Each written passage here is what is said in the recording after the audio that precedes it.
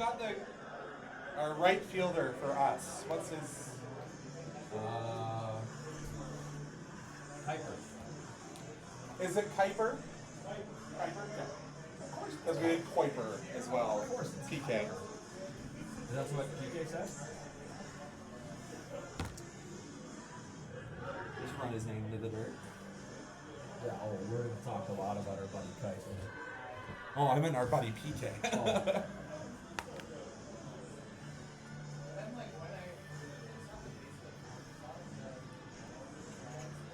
Two now. I like the implication that the Dawgs are behind the Energy City Cactus Rats in the standings. With our 5. Well, we technically are behind on run differential. Oh, but they've only played one game. We've played one game, so technically we are like half game behind them. Yep. That's not how it works. No. At all. No. Because what? Oh, if they win, and they'll be tied. Yeah. Huh? If anything, they are a half game behind. They should be. That's, yeah.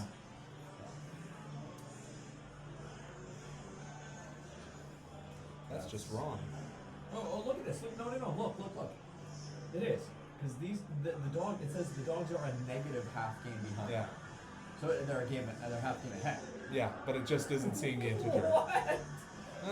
It's lovely coding on this new app. In the East, nobody is behind. Yes. Everybody has 0 games behind. Genius. Make it make sense. Great new program. Yeah. I guess they played an early game today. Huh? Saskatoon. Oh. It's a video that never ends. And it just ended. No.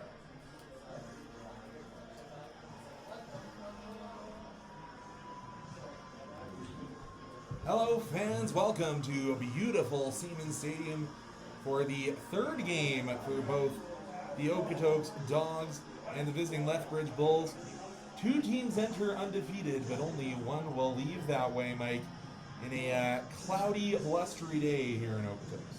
Glad to be along with you, Conrad. This is Mike Gould. Glad to be here for the start of my 3rd season here with the Dawgs, and really exciting. It's a bit of a blustery day. It's been sort of spinning on and off from this blue and gray sky, but we'll see how long these 2 teams can compete under the bright lights here in Siemens Stadium this evening. Yeah, it's not often you're here at Siemens Stadium and the floodlights have been on from moment number 1. Yeah, most of the day. Yeah, but it is the 20th year of Siemens Stadium hosting the Dawgs, of course, after their relocation from the town just to our north, Calgary, that no longer existing Foothills baseball facility. And but hey, it's Logan Coots walking on the field. We'll talk over and we'll get you back for the player introductions. But yeah, as we said, both teams entering today undefeated. Of course, Lethbridge, they had a little bit of a thriller on their hands last night, winning 21-6. Yeah. Not exactly. Well, a thriller in a certain sense. Not quite the same way the Dawgs beat their opponent yesterday, the Sylvan Lake Gulls. That one was exciting. And Conrad, you were here for that one, an 8-7 win. The Bulls beating the Swift Current 57 of Stadium by almost a factor of 4. It's 21-6. I mean, that is quite something. But yet somehow not the largest margin of victory yesterday. No, no. That would be the 18-0 shutout for the Saskatoon Berries over the Wavering Beavers. The Dawgs winning yesterday's game by the smallest possible margin, led by Leo Cote, who's 3 for 5 with 3 runs and a second base, a double in that game. Cote, we expected to be in the lineup today, Conrad, but no, he will be replaced for today's game. Yeah, it's a little bit of a lineup shuffle, and I wonder if they're trying to know that, hey, the weather's going to be inclement tomorrow potentially, so maybe give some guys some extra days off after having a little bit of the time off between their NCAA season. Like, I know there's a couple of arms not quite yet available, not quite ramped back up for the Dawgs. But yeah, Dawgs trailing until the 9th inning last night before they walked it off. Again, you remember last year, Mike, when Nash Kroll got intentionally walked and then substituted off right after? We nearly had the same situation. But Nash gets intentionally walked, throws the bat about 4 feet in the air, and then eventually runs out the double play, the Nash dash. He put the pressure on at second base and didn't allow Sylvan to take a out on that play, but I think we're going to throw it over to Mike Mahoney for the introduction of the Dawgs line. All right, Dawgs fans, make some noise. Here is tonight's starting lineup for your Okotoks Dawgs. Leading on out from San Diego, the shortstop, number 8, Ricky Sanchez. And second outfielder, University, the center fielder, number 3, Cal Gates. The third outfielder, University, the third baseman, number 10, Connor Rosen. The leadoff batter out of Tennessee Tech University, first baseman, number 44, Nash Kroll. Getting picked out of the University of Louisiana, flank fielder, number 28, Jeremy Piper. Getting sixth out of Holy Community College, designated hitter, number 7, Turner Sutton.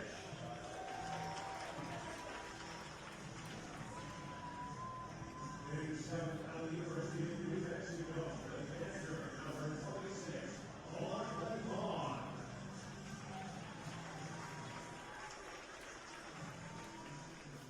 And then you have Bronx State University, left fielder, number 33, Jordan Keeman.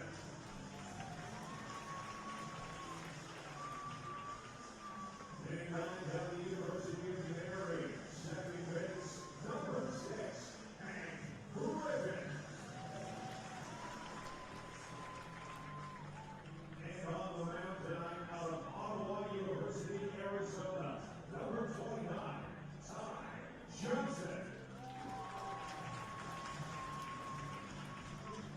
So that is how the Dawgs will line up, but of course, we will join you once again as we welcome the singing voice of the Dawgs to, it's Breton Rose today for the singing of our national anthem.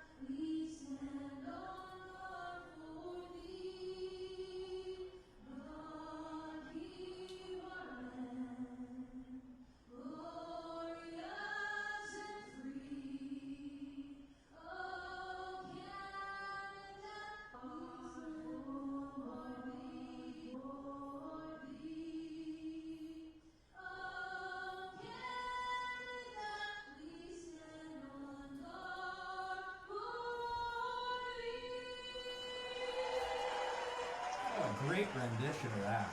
Yeah, another fantastic Mount Royal University grad out there on the field, Breton Rose.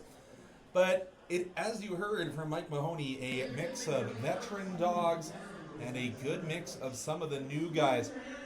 Of course, starting the way is the all-defensive player of the year in the shortstop of Ricardo Sanchez. And I don't know if I can think of since 2019, since I started watching Ricky here in Okotoks, of a game where he had 2 strikeouts in addition to an error in the same game. Very uncommon to see that take place. Well, you can obviously tell that the Dawgs were very pleased to be able to bring Ricky back, as well as Connor Croson and Nash Kroll. They announced all 3 of those signings on the same day back in January. And in Croson's case, coming back for his 5th season. How many seasons now for Ricky? Is it 6? It's technically 6 because he got that extra year due to a certain pandemic. And Crowell's been around for a long time as well. So it is a good triumvirate, if you will, to sort of anchor this Dawgs lineup as we see a bit of a mix of the old and the new here today.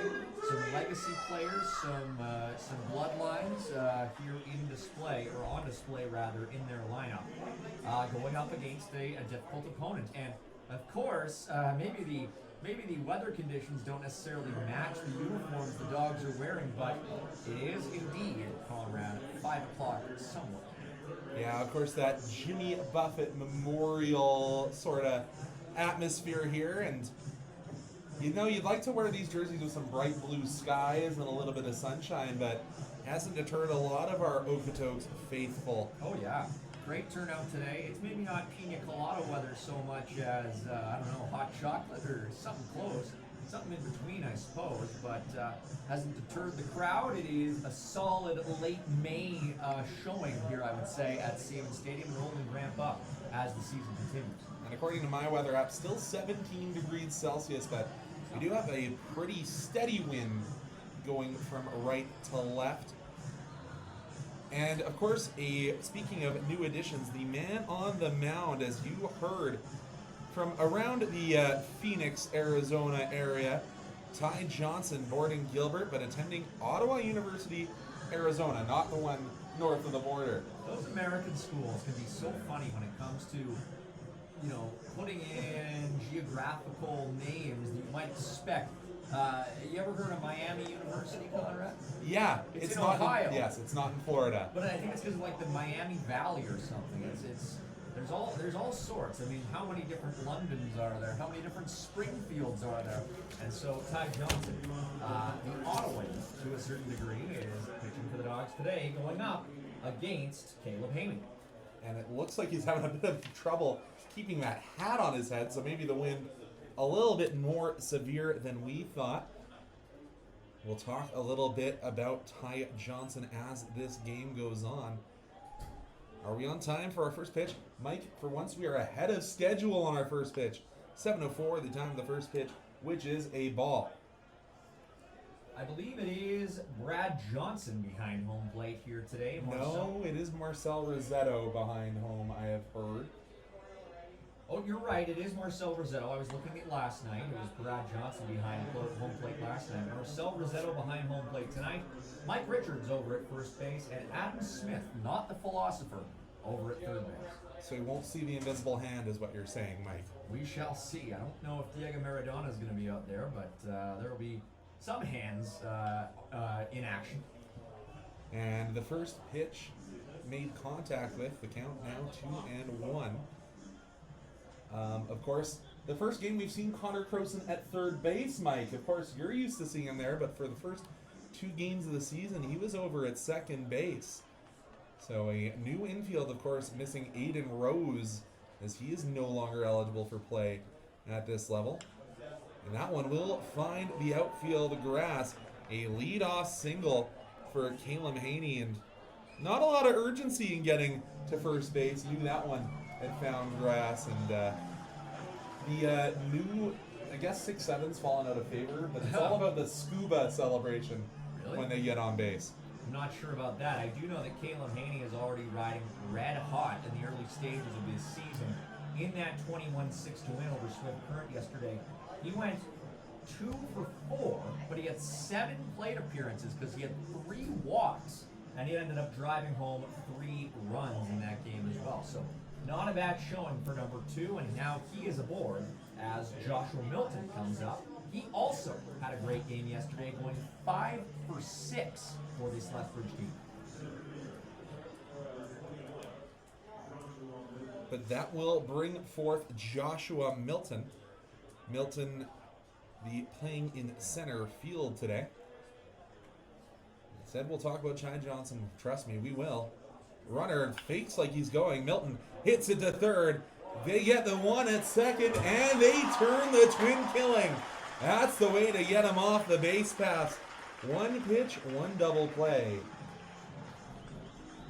Very nice turn there by the Okotoks Dawgs as they get out of that, not quite jam, I would say, but they avert the possible scare, and we're right back where we started. Yeah, Caleb Haney was kind of caught in between. He had made his move to second, then made his move back towards first as the ball was being hit, so cut his momentum and couldn't get it going in time to prevent the twin killing.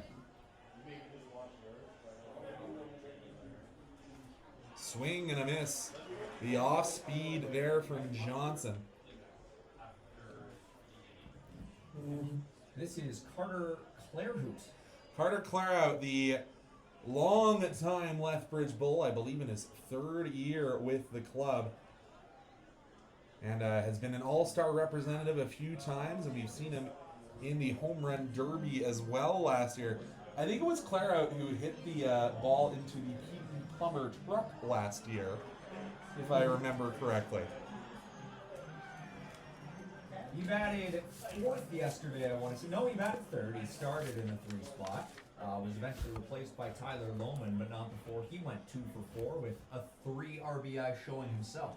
Yeah, it's early in the season, so not a lot of teams have their full rosters, but if you can get a guy that's going to log a lot of minutes for your ball club, a little bit of extra breaks even early in the season, that's where you want to be.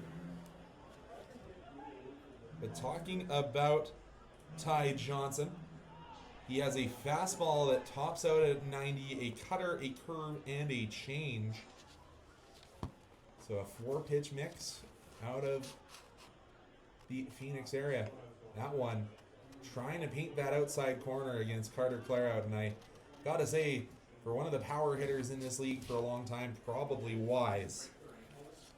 Well, the Bulls leading the WCBL West in the early stages here with 29 runs through 2 games. But they have had the benefit of playing in a couple of real hitter-friendly ballparks so far this season, in Swift and Brooks. Yeah, and anytime you can start your season in Brooks as a hitter, probably going to increase those numbers at 280-foot left field, short porch. Lots of wind sometimes. More than sometimes, in my opinion. But that one will not find the strike zone. As I said, understandable to paint the corners around Carter Clairhout. That will hand off to Cardell Dick. I think he had an older brother who played in this league, if the body language is to be believed. I believe it is an older brother. Had one of the most unique batting stances, got real deep into that squat last year. You want to know something, Conrad? The Bulls as a team walked 14 times yesterday. Yeah, understandable. It was a blustery day yesterday as well, so you have to think that could have led to some extra time with getting the pitch out of the zone and blowing the pitches around too. Well, and it enabled them to have the rare feat of more runs than hits. They had 21 runs on 20 hits. That's pretty impressive, actually. Dick gets a hold of that one. It'll find a hole through the middle. And now runners in scoring position for the first time for the Bulls, and they seem to be seeing Ty Johnson quite well. Yeah, again, another quick start for this Bulls team. They put up 3 runs against Brooks back on Thursday in the first inning, and yesterday against Swift Current, they started things off with a pair on the bottom of the first. So it's just back on that horse again for this Lethbridge club. And the Gulls used the Dawgs used quite a few arms yesterday. A lot of Dawgs Blacks arms, but still had quite a few, and that's a way you want to lead off this count against Nate Garth, the right fielder today. Garth, the left-handed hitting batter. Johnson takes a look over his shoulder to second. A long leadoff here. Can't find the bottom of the strike zone. We'll go to 1-1.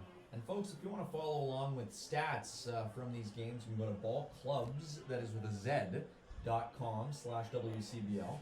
One thing I'm noticing though on the input is that Nate and Garth, his names are reversed, so it almost looks like it's Garth Nate. Maybe a little Darth Vader-esque name convention there, as that one can't find the strike zone, so we go to 2-1. And hey, sometimes when it's these chilly weather games, especially chilly if you're from the desert around Arizona, sometimes that plays through things.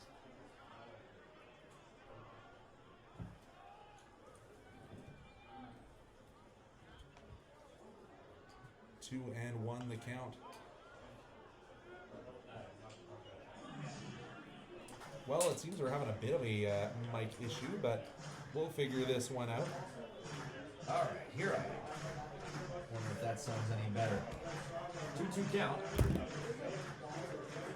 2-2 with 2 away, seeing if they can limit this very dangerous early season Bulls offense.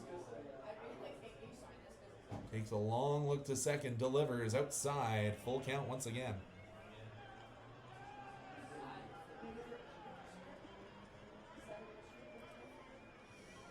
So 3-2, 2 away, none yet to plate for the Bulls, but a good inning thus far, getting through to the fifth man in the lineup, between killing. But that one fouled off, and saw that one juggle. Lachlan Moat really was probably hoping he could squeeze that one to get out of the inning.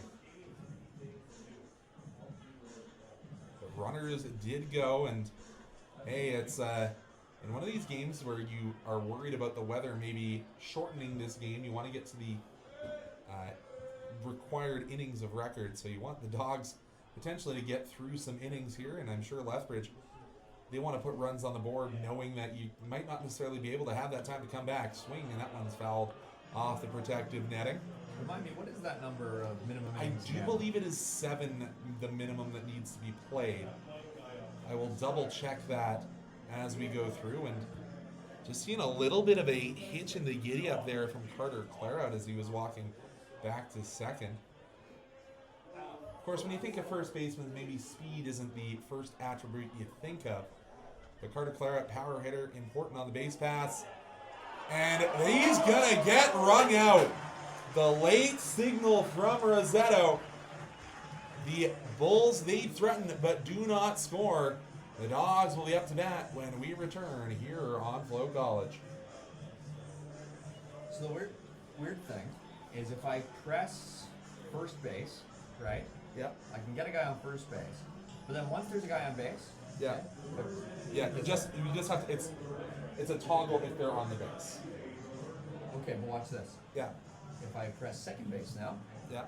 nothing Oh, is happens. it missing? Nothing Oh, okay. happens. That's so let me fix that right here. Oh, sorry. Oh. You guys sound fine. Huh? You can still hear both of you. You hear him crystal clear. It sounds like your mic's been picked up on you. I just switched. Oh, you switched to the I third just one? switched. Okay, let's see how it sounds. Okay. It's like a 2-minute delay, so we'll see how it sounds. Okay. Yeah, I just switched. Yeah. I don't know what. I wonder if it's like just the ports are different than we think they are. Maybe. But Okay. it shouldn't be. We'll just. You still sound all right on the other one. Like you can still. The other one's completely.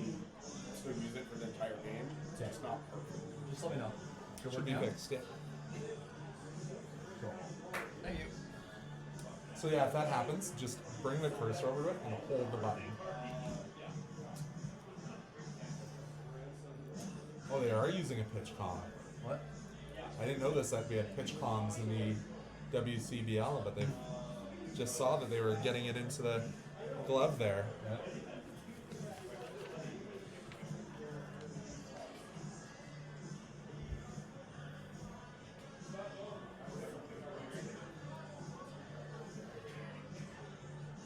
Adrian Tights. What?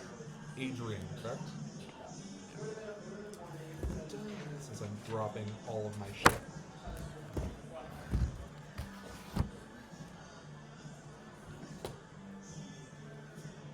Paradise.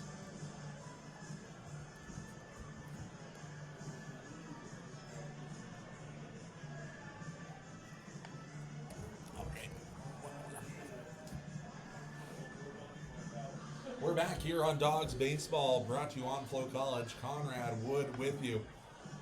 First appearance for Adrian Tights. But again, good on the Dawgs. They allow the Bulls to threaten but not score. And it's a little bit of a lineup change as Ricky Sanchez was actually moved down in the 2-hole, but back to leading off tonight. I don't think there is a player more well-known around the community than Ricky Sanchez. I dare say not. Last night, though, held without a hit, a couple of strikeouts, a walk. Didn't come around to score that time that he reached base, but an uncharacteristically quiet night for Ricky. We'll see if he can kick things off on the right foot here today. That one missed outside. His final year at Gonzaga as he was going for his master's program this year. So in sports management, I do believe. Masters in plate discipline. Yeah, you can say that of a lot of these fifth-year Dogs. As Ricky will say, yeah, everyone gets one strike. I want to see as many pitches as I can from a new pitcher. Ricky batting .250 in the early stages of this year. He had a couple hits and 4 trips in the season opener on Thursday. Well, when you compare that to last year, it's .331 through the regular season. A little bit lower, but hey, stats in the early season in baseball are very easily skewed. They certainly are. That last pitch looked okay, but just on the inside.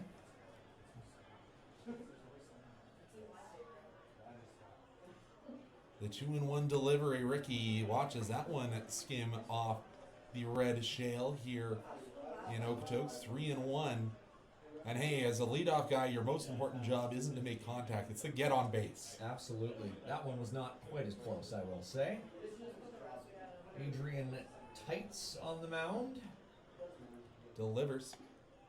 Ooh. Sanchez, that one was close, but I'll give it to you. Full count here for Sanchez. And he's got a few words for a veteran umpire in Marcel Rosetto. That one was very, very close. 3-2 here to Ricky. Swing and a miss. Ricky goes down, and uncharacteristic start to the season for Ricky. Yeah, that's 3 strikeouts now in his last 5 at-bats, so Ricky will want to get that figured out. Last season he only had 16 total. Wow. So, Good Lord. That's crazy. talking about one of the new guys in this lineup, Cal Gates will step in out of Bedford, Indiana, attending Indiana University. Had a bit of a tough year at the collegiate level, as that one up north of the strike zone, 1-0. But he batted .421 in high school, all-state, broke the record of all time for batting in Indiana high school. That one down low, calibrating the strike zone here is Tights. 3 times a first team all Hoosier Hill selection and the number 4 outfield prospect in the whole state of Indiana as he gets the called strike in towards the hands of the left-handed batter. Gates listed at 5'11", 190. It can be hard to tell from up here, but I don't know. I think 5'11" is maybe on the slightly generous side, but we'll see. Takes a strike on the outside corner, and you hear a few moans and groans, not just from the fans in attendance, but I think a little further down the broadcast booth. But 2-2 here to Gates. Defends and fouls that one off. Hopefully it's not into one of the cars from your dealership. They might have to throw a window replacement in there. I'd rather it be on the glass than the roof. That is true. But hey, it is Alberta. There's probably a couple dings in there from the hailstorms we get throughout this province. Say that word today. And Gates gets a hold of that one. Will it get down? It will not. It'll knuckle its way into the glove of Joshua Milton. 2 up, 2 down for the Dawgs. Got all he wanted on that baseball, just in the area code of Milton. Yeah, just put it in the wrong spot. You could see that one off the bat. It looked like it might go towards the gap. And instead it just kind of knuckled back towards center field. Here's a guy who, out of every 10 at-bats or plate appearances last year, Conrad, got a hit on more than 4 of them. Okay, so Connor Croson steps into the dish, and hey, I kind of knew the rally could have had a potential when Connor Croson reached base in the 7th, or in the 9th, and hey, they walked it off. Not as probably his most memorable walk-off, however. 0-1 the count here. Don't think he had much of a choice on that one. Don't think that uncompetitive pitch will get the bat off the shoulder of Croson very often. Croson went 1 for 3 yesterday. A couple of bases on balls. A couple of runs batted in as well. Scored twice. Gets a piece of that one, but it'll be off into the protective netting. That one was looking pretty much right in the wheelhouse.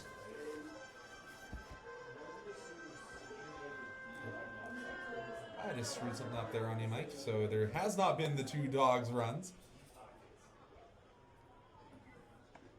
Ooh, and that will sit down Croson.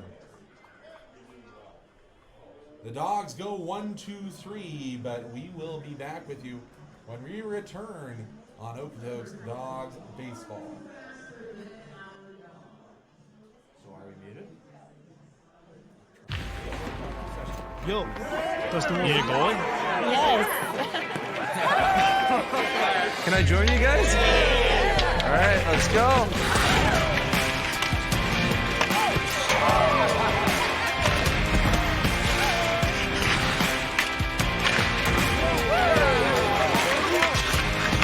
Whether it's on the ice or on our app, always play for the fun of the game. Gamble responsibly with Play Alberta.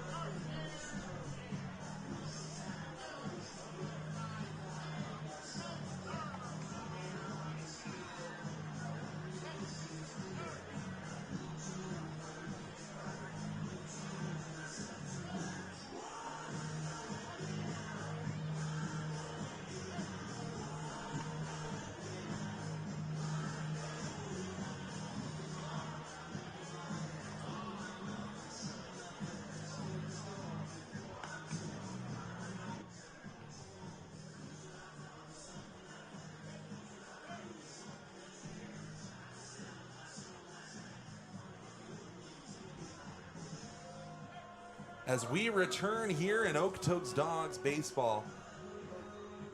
And hey, we're trying to figure out some weird gremlins that we didn't have in all of our preseason testing. So, you know, it's we'll figure it out at some point, I'm sure. I've been told I sound like I'm talking into a garbage can. Lovely. So we'll figure it out.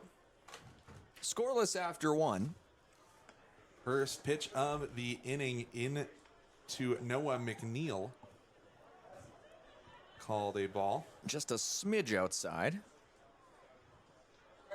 And it's always tough as a pitcher when you're down in that 1-0 hole early, and Rosetto maybe gives a generous call at the end there.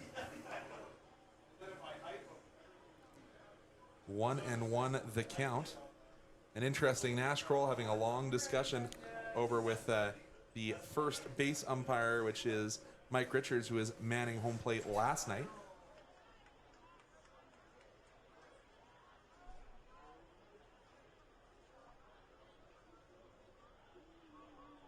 Figure it out. All right.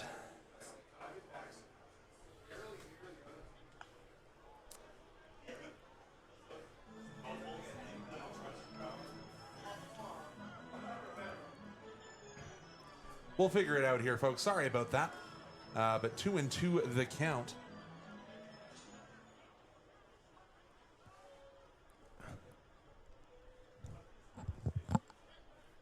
of course, Ty trying to find the strike zone. That one does find the strike zone. It also finds the bat, and it'll be a quick flip from Hank Griffin.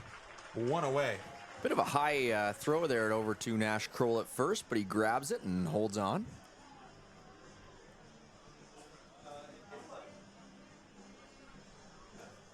One away here in the top of inning number 2.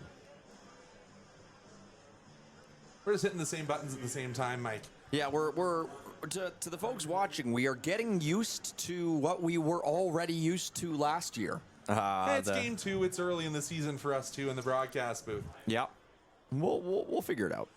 But yeah, good first play there for Hank Griffin. Well, actually, second play, because I think he was involved in the twin killing as well in the first. Rosetto says that one's below the knees. The count in at 1-0.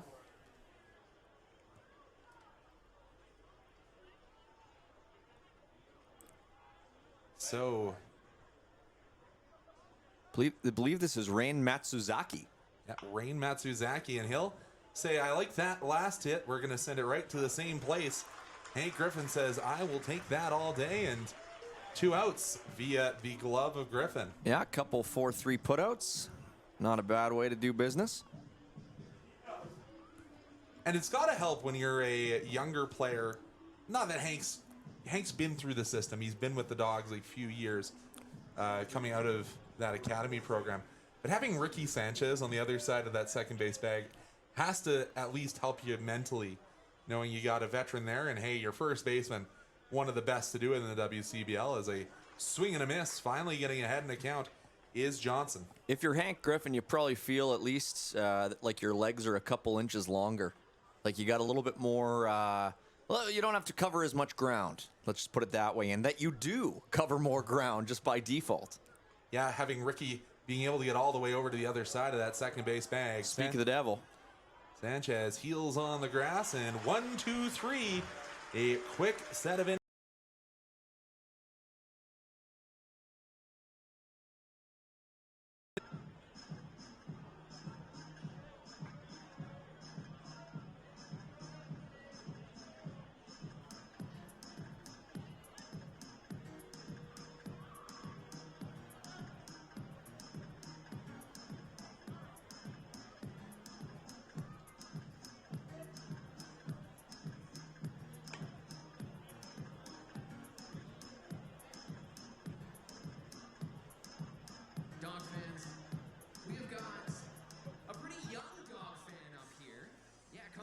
This July, the Okotoks Dogs and Baseball Canada will host the Road to Okotoks and the Morneau Cup National Championship at the Siemens Stadium Complex from July 14th to 19th. Come watch the top 16 youth baseball teams from across the country.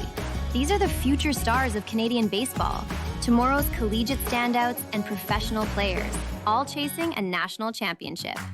Don't miss a week of elite competition, unforgettable moments, and the future of Canadian baseball in Okotoks. All you gotta do is keep your eye on the ball. No, don't look at me, look at the ball. There we are. We're gonna toss that ball into the middle hat. We're gonna mix it around a little bit. This brand new nice hat, is that nice? Ooh.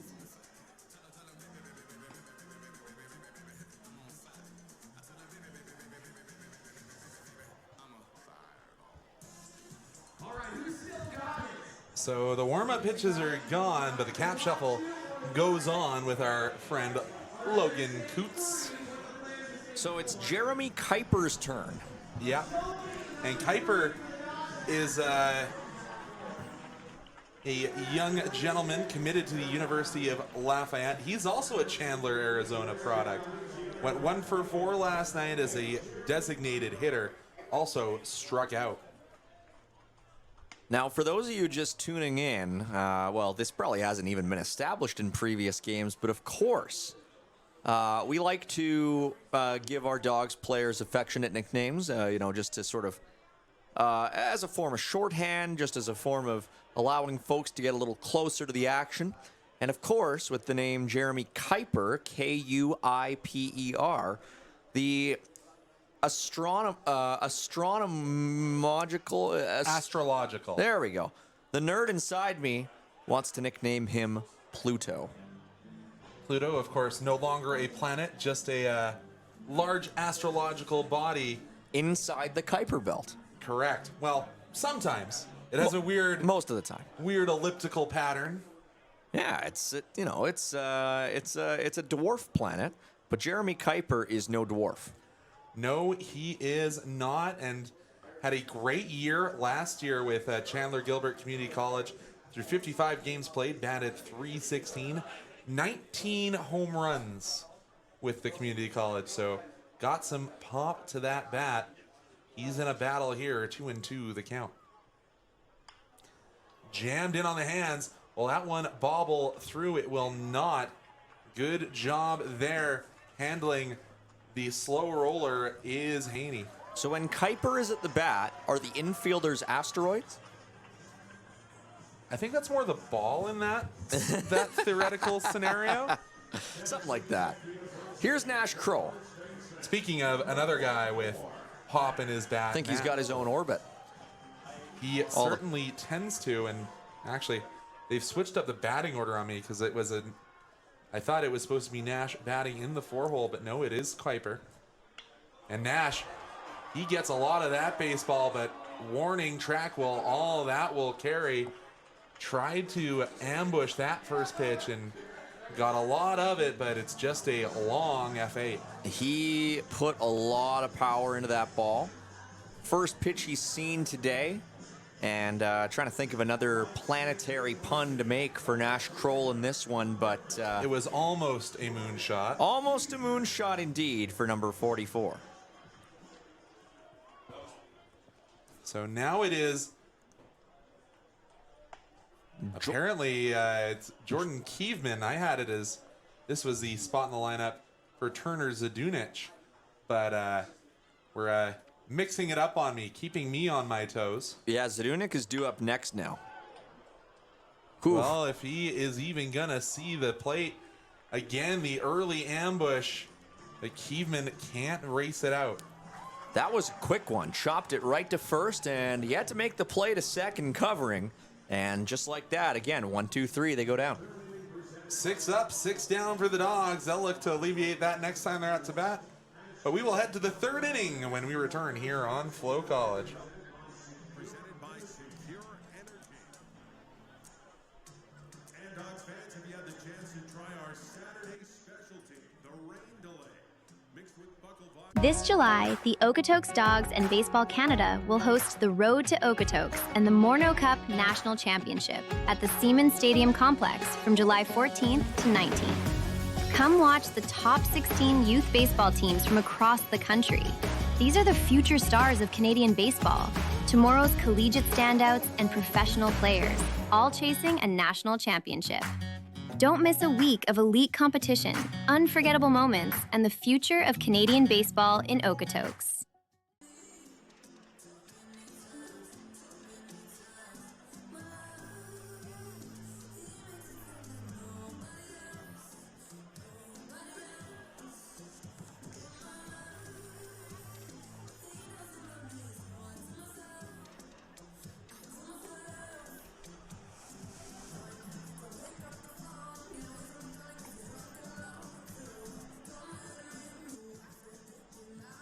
For over a century, we've been more than just lawyers. We're your neighbors, your friends, and your strongest advocates. With locations across the prairies, we're everywhere you are. Stringham, your local lawyers.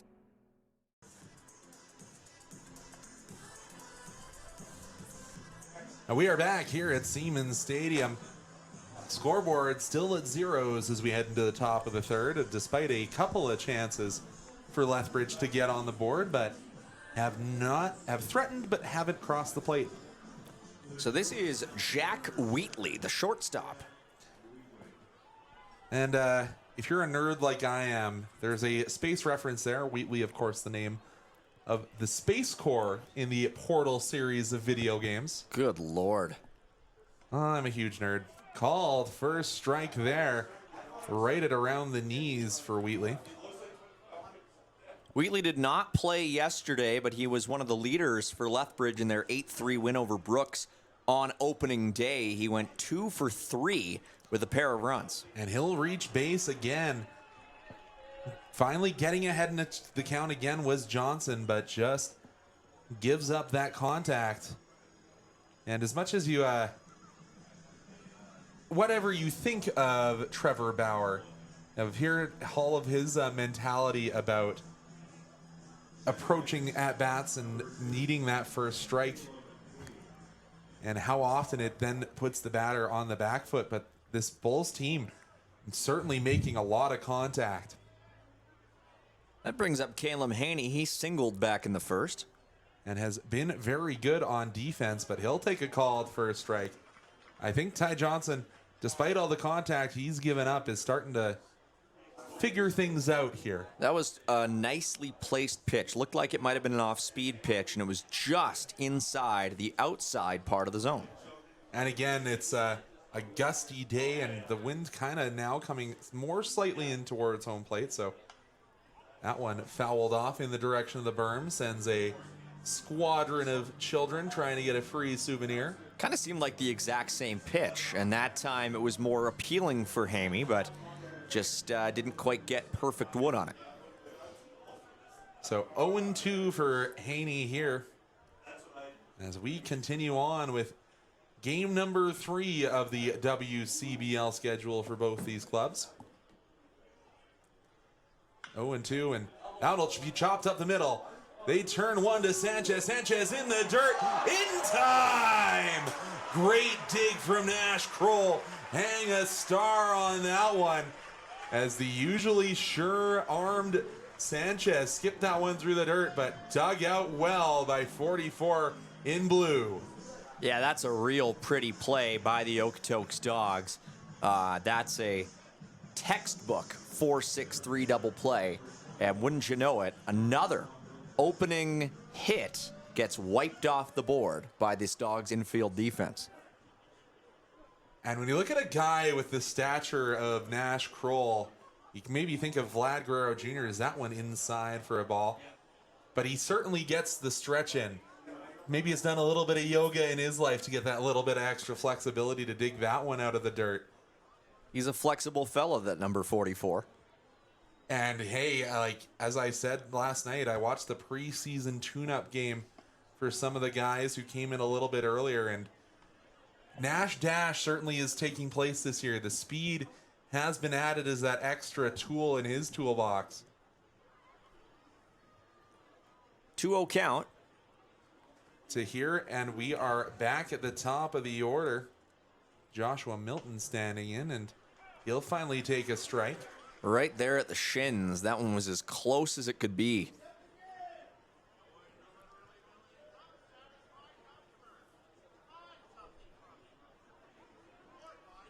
The 2-1 delivery here. As I said, Ty Johnson really has appeared to lock in. Ooh. Well, as I say that, he nearly hits the top of the head of Milton. I mean, maybe that was what he was locked in on. I don't know. Locked in on the beanball. With the off speed, at least. Holy smoke. Yeah, I mean, that just sort of appeared to come out of his hand at completely the wrong spot. And that's what's going to happen on a night like this. A bit humid outside, a bit sweaty maybe. It's almost 20 degrees out even still with all the cloud cover. And hey, early season 2 is that one will plunk Milton, but that one's not off speed and right off the kneecap. That one will sting. Yeah, no kidding. I mean, just lost the control there with those last 2 pitches, and Joshua Milton will reach for the first time in this game. Having a longer conversation with his first base coach. And of course, the umpire's going to give a guy who gets hit by a pitch a little bit of extra time. But this will bring forth Carter Clare out. He's 0 for 0. He walked in his first at-bat. But it's always a good sign for teams when you're having your second AB in the 3rd inning. Yeah, they've gotten around a lot quicker than the Dawgs have, that's for sure. That pitch in the dirt blocked well by Lachlan Maud. Of course, the Dawgs, a new platoon of the man behind the mask this season. And if you're wanting to spell or wanting to know how to spell Lachlan Maud, just think Maud as in Maud Flanders. You always find a way to work Simpsons into a baseball game, and I don't know how you do it. As Claire out swings over the top of that one. 1-1 the count. It's the exact same spelling. Of course, Maud Flanders, the wife of the infamous Ned Flanders. Just keep her away from t-shirt cannons. Oh boy, yeah. Would not sit well in Siemens Stadium. 1-1 the count here to Claire out. Again, looking for the fastball, gets the off speed and is down in a 1-2 hole. Got really turned around on that one. A beautifully placed pitch right in on the hands, and not a lot that Clairhout could do. Pitching against the multi-time All-Star, multi-time representing his club at that WCBL Summer Classic. Gets a piece of that one, but it's going to go right to Connor Croson. Croson across to his Tennessee Tech teammate.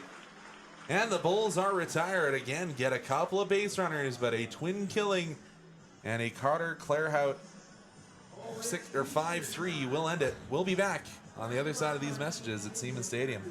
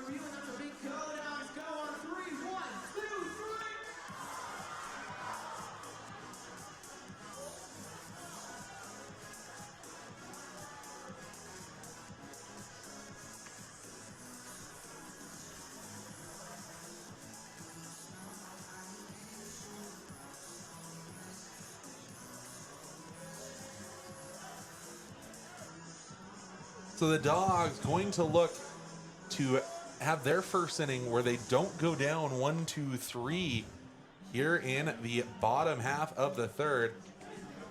And it is the youngest of the Zaduniks who will step in, of course, wearing that number 7 that all of his siblings have worn as well. How many Zaduniks have there been now, Conrad? I do believe he is the 4th, but don't quote me on that. Holy the smokes. Zaduniks outdate me at this stadium, and of course me and Mike both in our third season here with the Dawgs. And Turner trying to stand up and ambush the first offering and get on top of that one. I was joking with our head of the press box, Danny Donnelly here, that if I do have it where I say Tucker, that I owe a solid silver and gold toonie into the fund. So yeah, you gotta put it into a jar, have it handy. Yeah, the sibling jar, because we got a few of them around here. Obviously, one of my favorites is we had him in here at the interview yesterday. Is Preston Toshnick, who we will not see this season, Mike. He had a nerve impingement surgery a week before the season, so not good. We might see him in the broadcast booth when we see him on the field. Sure. But hey, at least it's not Tommy John. But the 1-2 to Turner, right down Main Street, and Turner frustrated there, and he'll sit down with the backwards K. He knew right away. Turned away before the umpire really even made the call, and made his way back to the dugout. And that'll bring up the catcher himself, Lachlan Maud. Yeah, Lachlan Maud is my. I'm hearing that a lot of us have the wrong order for our batting order, but it is Lachlan Maud out of the University of New Mexico, born in the 6th. He was in last game, well, actually, the first game of the Dawgs season, where he went 1 for 3 with a pair of walks. Yeah, it was Jaden Lusk who caught for the Dawgs last night. We're going 2 for 5 with a trio of RBIs in that 8-7 victory. But yeah, talking about Lachlan Maud, we talked about Trip Ray in the league last year. Being Trip Ray. He's back this year again, but we talked about how he was a tall catcher. Lachlan Maud coming in at 6'4". Holy smokes. So definitely has some height, not in a position where you necessarily think about it, but he'll go down on 3 straight strikes. And the Dogs, the Bats need to wake up. Yeah, it's not good. Only one, check that, 2 Dogs taller than Lachlan Maud this year. Christopher Wrench from Bozeman, Montana, and Brody Burnett from Kansas City. Both of them 6'5".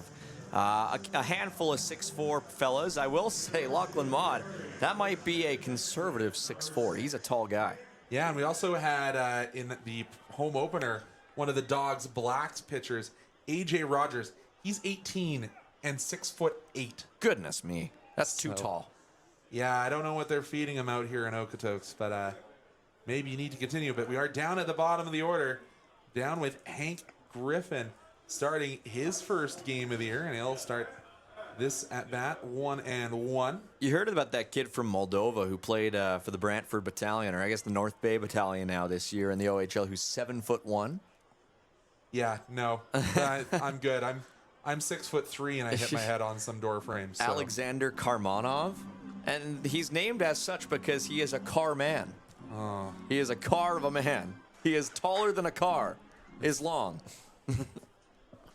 Oh, Mike, never change. He is NHL draft eligible, and he is 7'1". That one well outside. Hank Griffin in his first appearance of this young season, born in Montreal, attending the University of Mary. Beautiful city. I was supposed to go a couple weeks ago to go watch Cavalry FC and didn't make it out there, but I saw Montreal play Cavalry here.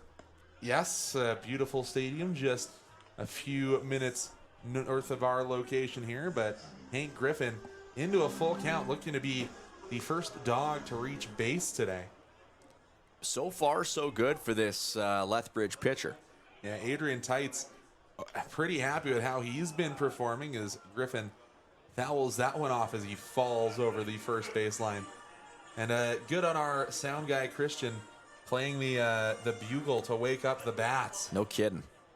Remember last year when it was Lou Pote before one of the games threw all the Bats out of the dugout to wake them up? Maybe it's time to do that here. That one nearly hits Hank Griffin, but hey, as we say, the Dogs finally have one aboard. And it's from the 9-hole. Always fun. And now that brings back up Ricky Sanchez. Will he do better than he did last time when he struck out?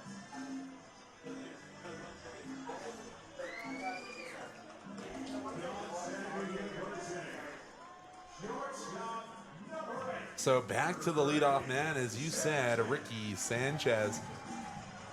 See if he can just hand off the torch and have that 2-out rally.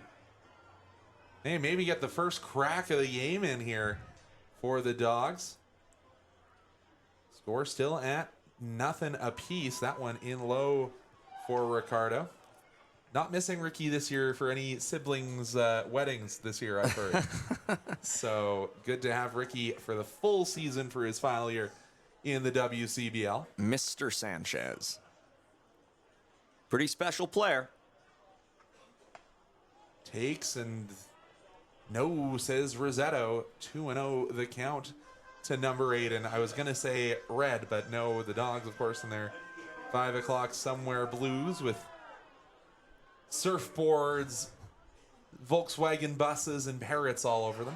Unusual to see a different team wearing red here, but that's what we're seeing today. Is it really red? I think it's technically maroon, but that went in for a strike. I think it's a perfectly cromulent red. Cromulent. Mike, did you get a thesaurus over the off-season? That's another Simpsons line. Oh, goodness. 2-1 the count to Ricky.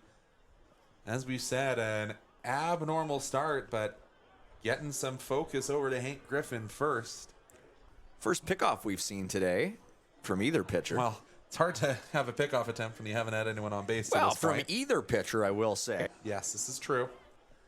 But it has always been the Dogs' mentality, focus on the guy at the plate, and then let your fielders do the rest of the work for you. 2-1 to Sanchez.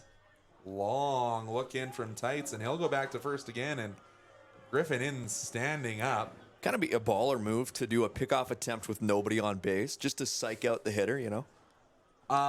There was talk about how that would be illegal in the MLB now with the pitch clock. Probably a balk of some kind, although can it really be if there's no balk when there's nobody on base? So, I don't know. 2-1, that one up north, and 3-1 to Ricky Sanchez. And there's always this talk in modern baseball about how your 9-hole hitter, now that isn't always your pitcher in certain divisions. Oh, yeah. That needs to be that secondary leadoff here, and if you can advance Hank Griffin into scoring position, that would be massive for these Dogs. And getting a couple of walks off Adrian Tights as Ricky fouls that one off. We'll go into a full count. But yeah, Ricky Sanchez, of course, one of the constants for the Dogs. Part of the three-peat, a very vital part of the three-peat, as he stole home to tie the Western Conference final 2 years ago. But 3-2 with 2 away. Ricky, good eye as he will pair up the walk. So a pair of walks to Griffin and Ricardo Sanchez. And then a guy who has power, as we have discussed, but also has a lot of speed on the bases. 3 steals already on the young season for Cal Gates. Has to hope that you'll get that high school number. Well, the Dogs are searching for a sort of treasure in the form of their first run on this Saturday night, and isn't it just fitting they go to a guy named Gates, when, of course, in the film National Treasure, Nicolas Cage plays Ben Gates. I was thinking how you were going to tie this into Antonio Gates, because, hey, Cal Gates, also a 2-time Hoosier Hill selection in football, so a 2-sport athlete, just like Antonio Gates. The whole thing with National Treasure is that Nicolas Cage plays a character who's obsessed with, U.S. history and redeeming his lineage, and his name is Benjamin Franklin Gates. Look out. As that pitch gets away from Noah McNeil, a free 90, and I said there's speed on the base paths for the Dogs. Obviously, we've seen Ricky do it numerous times in this uniform, and Gates now has that leading run just 90 feet away. Well, in that movie, they steal the Declaration of Independence, and here they just stole second and third base. How about that? Mr. Gould, you're in mid-season form already. Not so bad, eh? 2-0 now, the count to Cal Gates. And all of a sudden, things looking a little less certain for Adrian Tights. Yeah, and he had that mound visit from his catcher, Noah McNeil, to start this. And that was almost the, hey, calm down. You know you got the stuff. You've been doing it for these first 2 innings. And, hey, that's 3 straight balls. You've got an empty base, but you've also got Connor Croson coming up. Yeah, I can think of few people I'd want the bases loaded less. Yeah. And, well, maybe the one other guy that I'd be nervous of is the first baseman on the other side of this matchup. Gates fouls that one up and back, and it flies just off the roof of Siemens Stadium. Boy, swinging on a 3-0 there, you got to be sure. And, it seemed like a decent pitch to hit, just got underneath it. As the wind has slightly died down here at Siemens Stadium, the 3-1 to Cal Gates. Tights, the pitch. Gates gets under that one, and will it get out of play as well? Yes. Just off the protective netting. I think there were some fans hoping for that souvenir. That was very close. That was closer than I thought. It went off the roof of the dugout. Yeah, off the netting, off that little lip at the front. And suddenly it's a 3-2 count to Gates. 3-2 with 2 away. Marcelo Rossetto saying, I'm running out of baseballs here. Yeah, a bit of a linchpin in this game already. See things going either way from here, based on this pitch and these next little events. Tights likes the sign, and Gates defends it right off the owner's booth to our left. Does John Arcandia make the play? There is some cheers going on. I have to think it might have been Arcandia making the play over there. Sounds like it. As he passes the ball off to a young fan. We'll do the 3-2 all over again. Tights settles. The delivery. And another one fouled off. A long battle here, just adding some extra pitches to this young arm for Tights. That one was absolutely belted. Got out of the ballpark foul. Opposite field, too. Tights come set. Pitch and Gates. 4 straight fouls, and now we're deep in this battle. This guy's got some good contact. Not a player who we're overly familiar with here in Okotoks just yet, but we're seeing already he can battle and he can force long counts. And can cover a lot of grass in the outfield. We saw that a few times yesterday. Tights wondering what he has to do to get Gates out. And Gates says, you're not going to get me out, but I'll take the walk to load the bases ahead of Connor Croson. This is going to elicit a reaction, I would imagine. Here comes the manager out of the bullpen, or pardon me, out of the dugout rather, for Lethbridge, and we'll see if arms maybe start to get up warming to our left, because after walking 3 straight, after retiring the first 8, that's a precarious spot to be in for this Lethbridge team, even knowing that you can get out of this with just one pitch. Because I didn't check how many arms they did use in that 21-run affair. But you have to think that with a game going that long, yeah, they went through 6 arms still in that. No, 4. 4? I'm on the wrong side. Yes, so you are. Used 6. So you used 4 arms last night. But only one real heavily. Brett Getz went 5 full innings. McCoy Rippentrop, a great name, threw 32 pitches, but yeah, relatively light work for the rest. Croson tries to ambush the first pitch, but he'll send it over to the Arcandia Fieldhouse, the newly renovated yet again Arcandia Fieldhouse. I swear you say that every year. Well, for the last 2 years, it's been correct. Of course, they added the new fitness facility last year and 2 new pitching and batting lanes on the far side. Always got to get better. As Croson fouls off the first 2 pitches of his at-bat. But hey, he's one of the guys that has that 2-strike approach. And he's decided to go back to the double purple gloves today. He had 1 white, 1 purple last night. So maybe he feels he needed to change something up. The 0-2 to Croson. Tights delivers, and Croson, again, fouls it off, staying alive in the 0-2 count. Well, you know, Croson's bat speed is good. I almost wonder if it isn't back up to 100% yet, because everything's going opposite field. And obviously he's got a ton of power, but I think he's just maybe a little bit behind these pitches. Yeah, not a great year for Tech. Was one of the first players to arrive back to Okotoks. So, and that one, if that had got down the line, that could have cleared the bases. Like, that's another one, though. That's right down the first base line. I almost wonder at this point if maybe he's aiming on that side. Yeah, and you saw him tap his bat on home plate. Maybe he feels his timing's a little bit off. But 0-2 once again for the Crow Show. As it starts to darken a little bit more here in Okotoks. Pitch. Fouls it off. A 5-pitch at bat, and Marcel's like, hey, just leave a box of balls out behind me if we're going to keep doing this.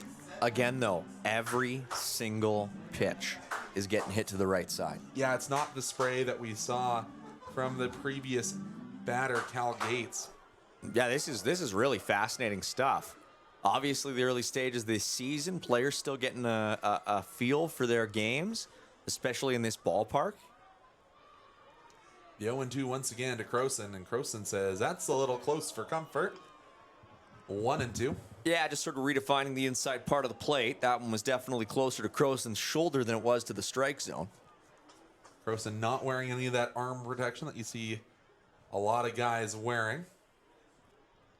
1-2 here to Croson. Cool. That one did not miss by much, but good eye from number 10 in blue. That wasn't thunder. That was the crowd going, whoa, nice take.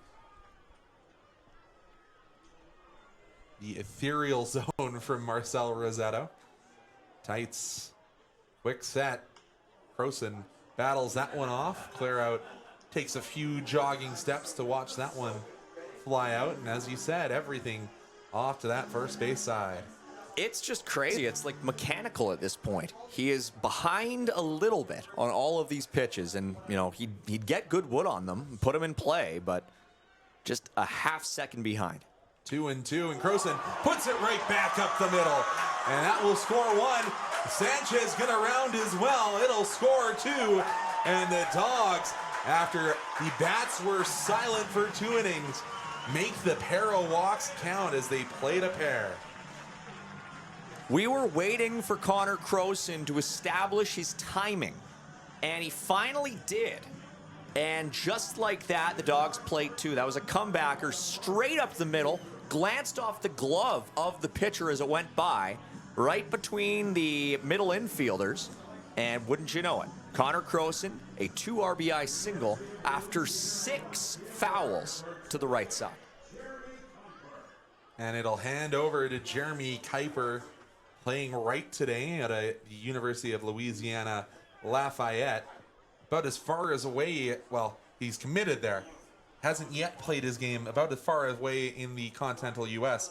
as you can get from Chandler, Arizona. Yeah, no kidding. Maybe he could go to Florida and get a little bit further, but he's going to play his games down in the Bayou. Ever been to Chandler, Conrad? I have not. You're the one of us who has spent a fair number of time in Arizona following a certain former hockey team that been to Chandler, been to Gilbert, been to Mesa, been to Pima, all sorts of different satellite communities. That's the thing.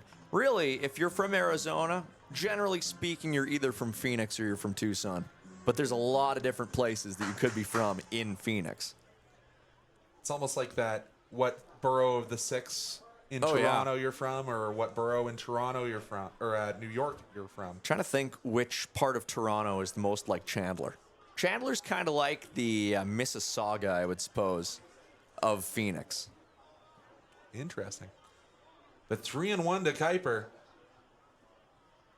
Kuiper did play in that Chandler Gilbert Community College, so stayed at home for his first year of post-secondary. Gets a hold of that one, but it's right to the third baseman. Across the infield they go. Goes Cardell Dick to Carter Clarout. And the Dawgs strand a couple, but they do score the first 2 runs of this game.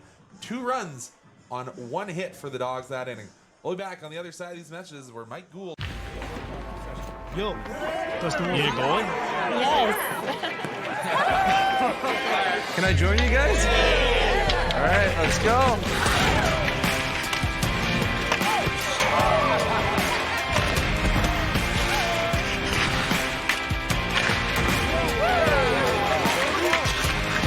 Whether it's on the ice or on our app, always play for the fun of the game. Gamble responsibly with Play Alberta. Explore new opportunities. We changed our name, but not our players.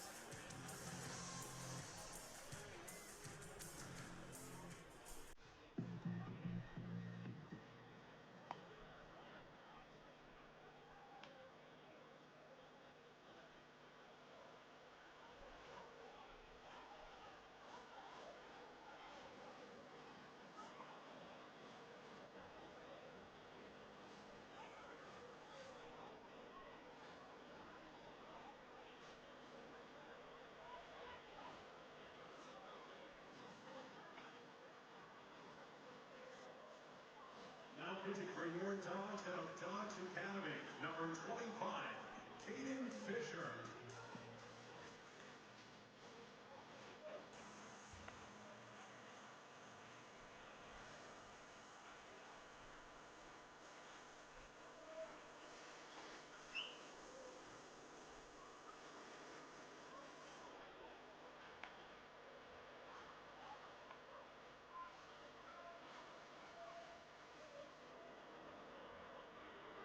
Welcome back to Siemens Stadium, everybody. Mike Gould along with Conrad Krausert on this Saturday evening. A very overcast day here in Okotoks.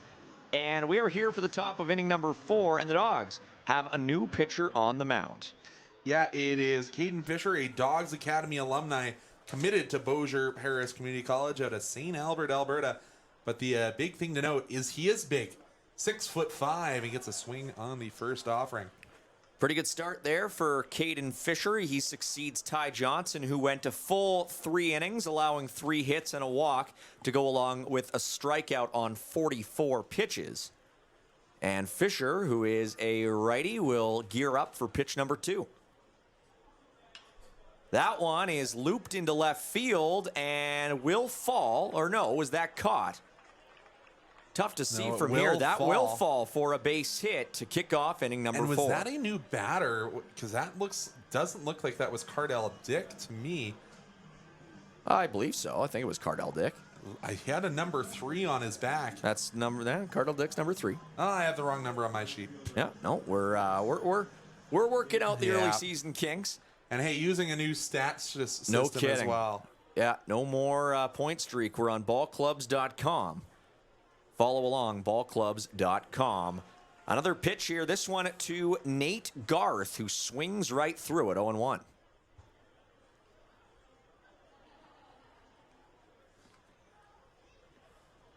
Pitch number 2 coming up, or of this at-bat coming up from Caden Fisher. That one is swung on and fouled back, and quickly here it is Garth behind, 0-2. Garth hit into that 4-3 out last time he was at bat. So 0 for 1 on the afternoon. But a tall lefty. 1 on, none away here as Garth just taps it back towards the Lethbridge dugout. The good old safety swing, just try and avoid the out. Keep the bat through the zone, just make a little bit of contact. The Dogs have brought back the world's littlest ball boy who took that one from the helping hand of a Lethbridge manager, and now this one is swung on by Garth. He just got a piece, and he remains alive, still 0-2. Marcel just saying, did that go off your hand? I'll give you a little extra time. He shook his head, said no. But again, we saw this in the Dogs half of the third. You can foul things off and battle your way back, even if you're down 0-2. Garth, one of only a couple of starters for this Lethbridge team not to drive in a run yesterday. And this one, he'll chop foul up the first base line. Way out ahead of the off speed and chops that one down the first base line. That's what happens when you're ahead as a lefty. Garth finished yesterday's game with a 1 for 5 line with a walk and a strikeout. Also came around to score once himself. 0-2 again. This one he's swung on and looped into left field once more. And a diving catch made there. Oh my goodness. Roll the highlight film as Jordan Kievman lays out for the grab. Not bad for your first game with the Okotoks Dogs with the web gem there. Started back a little bit deeper than I would have expected, but manages to pull that one out of the rabbit's hat. Well, a beautiful play there by Kievman to rob Garth of a hit. Could have been extra bases had he missed. And that'll bring up Noah McNeil, who is 0 for 1 here today. It's the risk versus reward you take as an outfielder. In that time, it was all reward. First pitch is kind of swatted at there by McNeil.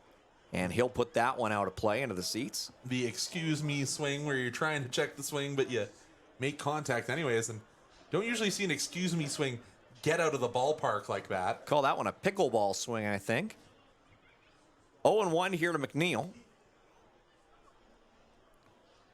Swings again. This time he just taps it right to first. And Nash Kroll says, thank you very much. Steps on the bag for the second out.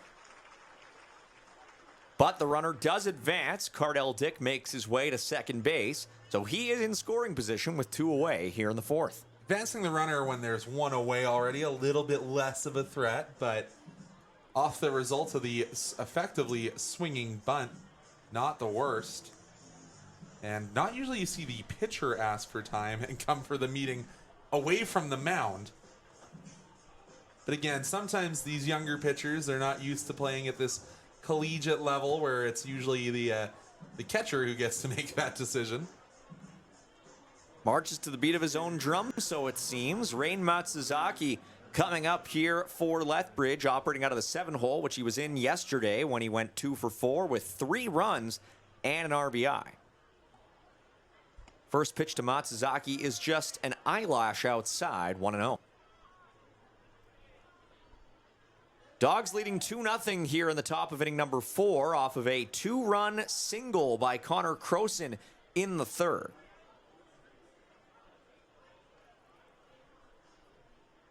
Second offering to Matsuzaki coming up here as the pitcher gives a long look at second base.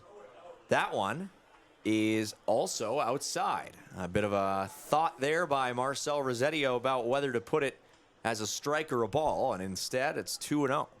Yeah, he's had a couple of late calls that have frustrated the Bulls thus far. And we do just have to update you. There's a couple of guys starting to loosen for the Bulls. There's a strike. Swing and a miss there from Matsuzaki, and it is 1-2. Or pardon me, 2-1. Yes, you're falling into my usual trap of mixing up strikes and balls, Mike. Well, but here's the thing, Conrad, is these 2 balls on the board right now to Matsuzaki, these are the only balls that Fisher has thrown so far. There's another strike inside, 2-2. painting that inside corner with the movement on that one. So I actually have to be really impressed. Like, we all know the Dawgs system is fantastic, but a lot of these Dawgs pitchers that have come in key moments throughout this early season have been dealing.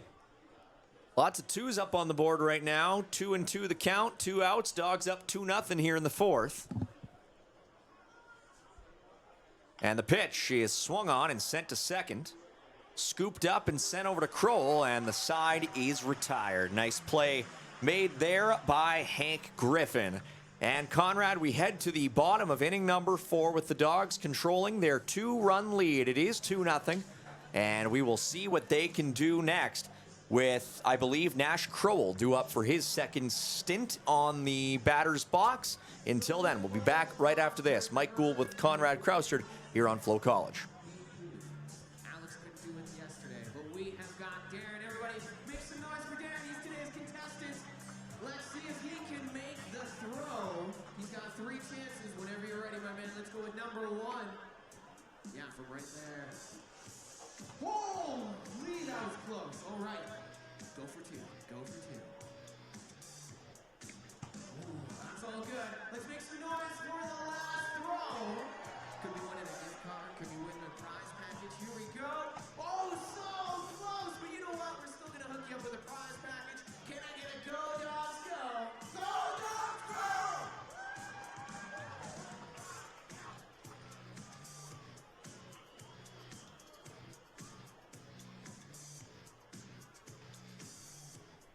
Now pitching for the Lethbridge Bulls, number 32, Dawson Schultz.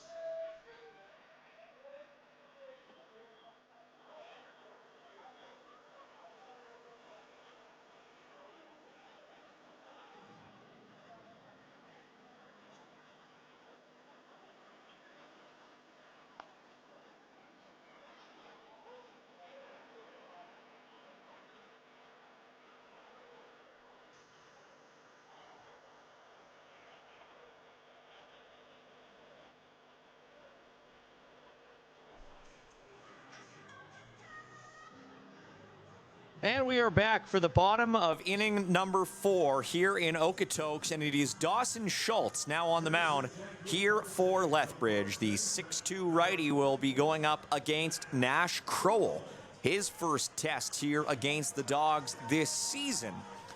And we'll see if Crowell can live up to his moniker of Big Bash Nash. Of course, Crowell, no hits to his name in this one so far. In fact, the only dog with a hit is Connor Croson, who drove in a pair of runs with the Dawgs' lone hit of the ballgame back in the 3rd inning. First pitch to Crowell, he takes a healthy whack at it, but he missed. Strike 0-1.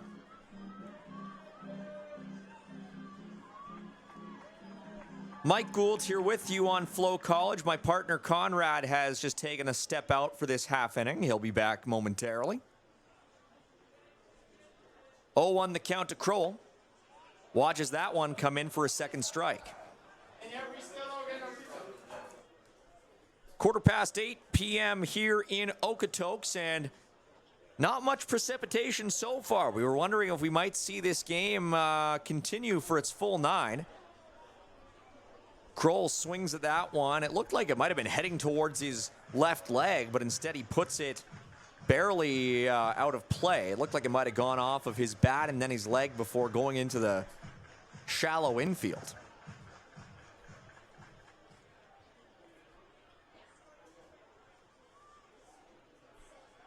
Kroll facing an 0-2 once again. He is an expert at batting in this count. That one bounces up the plate. 1-2 now to Nash, wearing number 44. Yesterday, Kroll went 1 for 3 in that 8-7 come from behind Dawgs win over the Sylvan Lake Gulls.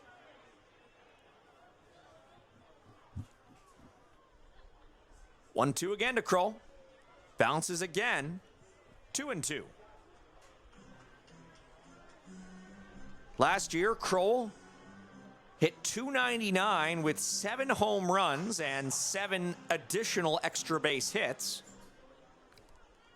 33 RBIs in total over 38 games for Nash Kroll last season. 2-2, he looks at it, and it is not in the zone. 3-2, Kroll has worked it full. Kroll, the first baseman from Tennessee Tech University. Swings and puts that one towards short. It bounces, grabs, sent to first, and it's way high. And Kroll will reach, and he'll head to second on the throwing error.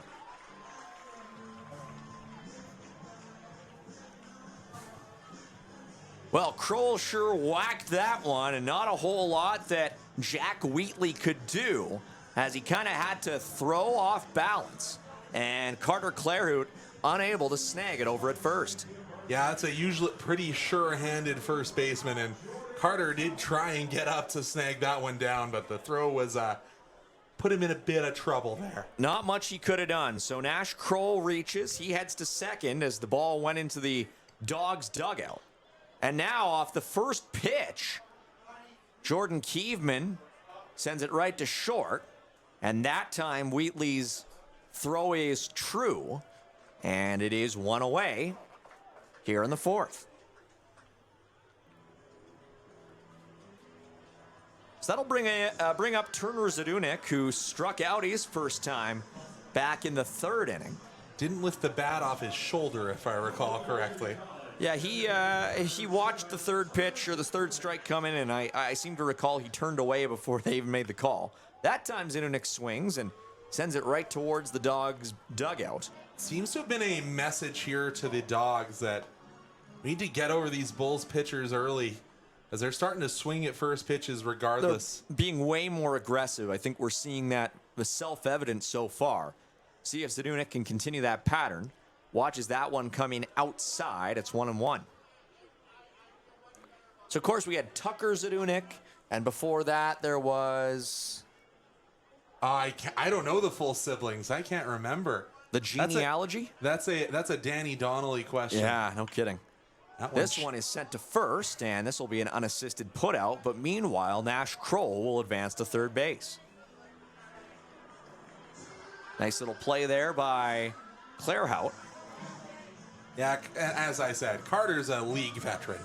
Like, I know we always look at the full Dawgs roster and how many times we have guys return, but when you have a guy like Carter Clairhout being that veteran, being that anchor for the squad, it's definitely helps immensely. Tucker, Tyler, Tanner, and Turner. A lot of TRs. Yes, that seems to be a naming convention here. No kidding. Reminds me of the Weisblatt siblings. All just O's. Rest in peace. No kidding. Swing and a miss there by Maud. And of course, the Dawgs have a few of those. Of course, the Sanchez family has had a couple of guys come through. The Toshniks. Well, and even on the hockey side, the Sakas. Yeah. So many. It's the town that loves its siblings out here in Okotoks. Maud watches that one coming low, and a good block there by the catcher McNeil to prevent Nash Kroll from making a run for it. That would have been my favorite Nash dash if Nash is trying to run in on a closely contested ball in the dirt. Yeah.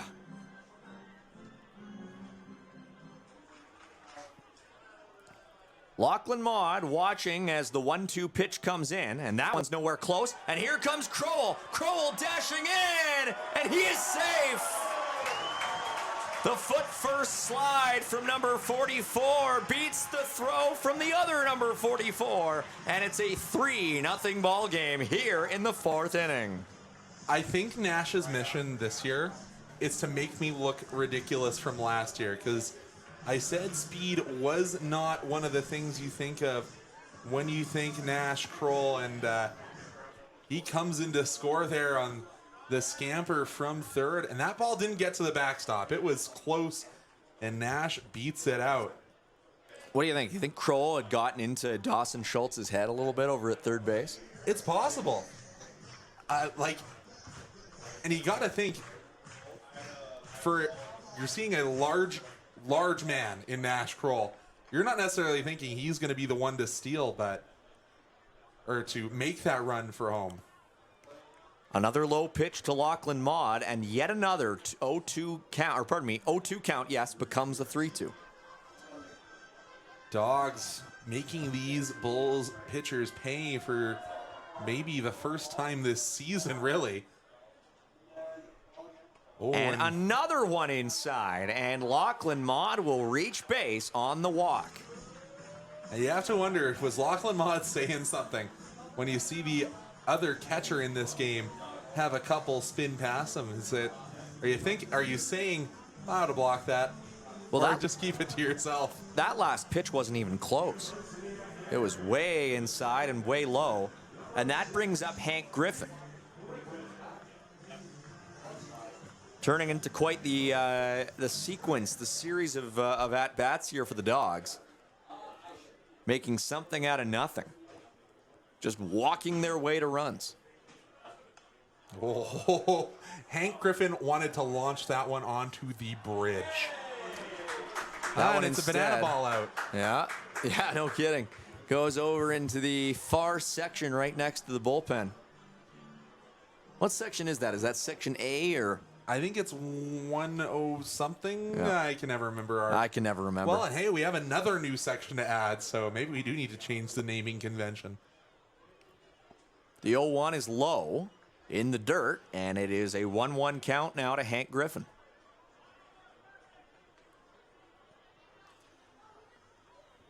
Good work from this 9-hole hitter, Hank Griffin. Obviously drew the walk and scored in the last inning. And Griffin loops this one right up the third base line. And look out. That's going to be extra bases. And this is going to be a run again for the Dawgs, as coming all the way around from first base to score is Lachlan Maud on a 2-out RBI double. Yeah, a calamity of errors there for the Bulls. Couldn't dig it out of the core four corner quick at all, and I think they're wondering if that ball got stuck under the padding, and so we'll have to see. I haven't put the run up on the board quite yet. Oh, it's up there now. Yeah, but we got the meeting of the umpires out here. Oh, it's not on our board. Correct. I see. Right up the third base line, just inside, and now they will deliberate and maybe award a third base, perhaps, or we'll see. I think the likely thing here would be sending Lachlan back to third. We shall see. It had saved my inadequate call from going on the highlight reel, so I take that. But this is a veteran umpiring crew. Like, Adam Smith's been here at least as long as I have. Marcel's, I think, in year something like 13. And we'll have to see. Are they saying the ball went out of play? It looks like they might be awarding or sending Maud back to third. I saw a point just now. So we shall see. Is that Lou Pote out there chatting with the two umps? Yeah, that is Lou, of course. Mitch Schmidt not back just yet. And speaking of which, congratulations to Mitch Schmidt, named Assistant Coach of the Year in JUCO. Huge. So this is a long conversation.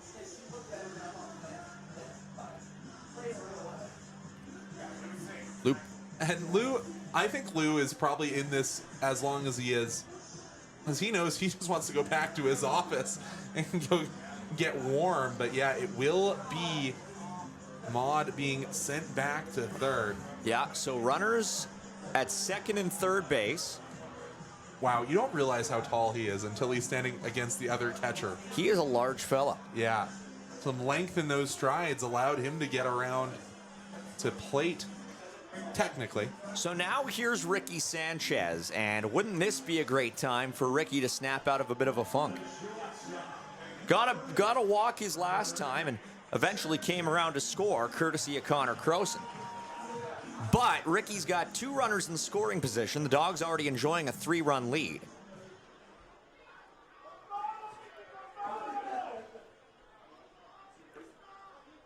First pitch coming. And it's way inside. It gets past the catcher, and here they come. Put that run back up on the board. Lachlan Maud comes in to score on the wild pitch. Yeah, that was, you almost could feel that one coming here, and Okotoks that one bounced all the way to the backstop and was nowhere near close. Holy tamales. This is a lot of runs scored off of. And you talked about the fact that the Bulls won last night with more runs than hits, and the Dawgs are doing that to the nth degree here. Another crazy pitch that bounces and is blocked that time. But the command demonstrated here by Dawson Schultz is not quite up to scratch, I would say. Yeah, that one was about 56 feet instead of the 60 you need. So 2 balls so far to Ricky. He's got 2 open bases now. The 2-0, and that one is low as well. 59 feet. We're getting closer. I suppose so. But yeah, a couple of arms are making their way to the Bulls bullpen. Yeah. Not a whole lot of a challenge here for Ricky so far. Yeah, and you're going to say, I'm not going to swing until you show me a strike if you're Ricky Sanchez. I would wonder if this one is going to be a relatively hittable pitch. We'll see. The 3-0 to Sanchez. Also in the dirt. That's 4 straight balls in the dirt, and Sanchez is given the green light to go to first. Yeah, and there's going to be a manager conversation here. He probably told whoever he sent to the pen, let's make this one a quick one. I need you going right away. We had that happen yesterday with the Dawgs to an unfortunate circumstance. We don't have an update for you on the health for the Dawgs pitching staff. We saw it yesterday where you had to pull in the veteran Brody Forno earlier than you wanted to when Austin Collins exited due to injury. Well, and you have to remember, Conrad, that Adrian Tights retired the first 8 batters he faced in this game. And now the Dawgs are just stringing them together like nobody's business, like beads on a rope. But that is the story of the Okotoks Dawgs. When it, proverbially with the weather that we're having, when it rains, it pours. The Dawgs get hot in bunches. So Cal Gates comes up with runners on the corners, 2 away here in the bottom of inning number 4. 2 runs having already preceded him, and another pitch bounced up. Oh, I need to remember the university where if it's a 4-pitch walk, they do the ball 5. Oh, there's that video that comes around every summer. I'll figure that one out when we get time. Dawson Schultz has bounced the last 5 pitches up to the batter. And that's another 6. low one. It's Texas A&M that does the every time they chant until you throw a strike. So holy smokes. Maybe we need to bring that to Okotoks because clearly quite rattled. Yeah, this isn't even close. 2-0 count now. And a pickoff, and that one was on target. Just need to pretend you're throwing to first. I suppose so. Ricky Sanchez did get back in the nick of time. 2-0 count, 4-0 score. And another one in the dirt. 3-0 count. And that's just confidence at this point. Oh, big time. And hey, you're coming in relief duty in the third. You're like, I just got to get through a couple of innings here, and got the first couple, but has not thrown a competitive pitch. And I think that's gotta be probably going to be all she wrote. Bases loaded for the Dogs. You know what I just saw? I saw the Lethbridge manager signaling over to the fellas in the bullpen saying, wrap it up, folks. Yeah. I just saw that Pick symbol. it up. Clear as day, but now it's Connor Croson. And he's come in with a couple of big opportunities, has Croson, and has made some of these pitchers from Lethbridge pay. And as I said, there is not a lot of guys I'd want in that box more than Connor Croson. Well, on paper, you have to think this is a pretty big mishmatch between pitcher and batter. First pitch to Croson is right in his wheelhouse, and he puts it out towards right field, but it's just foul. About as close as that one could get, and the Dogs are going to get their way back to base quickly. And that was Hank Griffin, got on his horse and almost beat Ricky Sanchez back to third. Hard 90, hard 90. It's like... it's the fundamentals, right, Mike? Yeah, it's intervals, it's sprints. 0-1, inside. Croson watched that one all the way. Watched it all the way nearly right to his thigh. Mm-hmm. Croson, the power hitter from Tennessee Tech, an Okotoks product. 1-1 count. We'll see what he can do with this one. Pitch to Croson is bounced up once again. Shocking. That shale just in front of the home plate diamond is going to need to be replaced. Yeah, it's a finer dust. But like we talk about power hitting, like we can go all the way back to the 2021 season with Dawgs Black. 8 extra base hits, and fouls that one off. Yeah, Croson late to that one as he puts it into the parking lot over to our right. And when we go back to the 2024 playoffs, he only had 1 home run, but I think it'll constantly be remembered, and I've already mentioned it once this game. 2-2 pitch. In the dirt again. These are cricket pitches, Conrad. Yeah, it's we're not playing in the warehouse games where that'll count as a strike. John Boy Media. Oh my goodness. What is it? Finnish baseball where there's the river in play? Yeah. Yeah. And the bases are like all the way across the field. Yeah, you got to run in zigzag formations. Yeah. 3-2 to Connor. Swings it and fouls it right off his ankle. That one looked like it stung, but he'll be all right. And Marcel Rosetto says, I can go walk this one out to the pitching mound. And Connor Croson will grin and bear it. But you have to think if he gets on base, Lou Pote has probably watched that and said, if this game gets out of hand, I'm going to take number 10 out of the game with a bit of a short leash.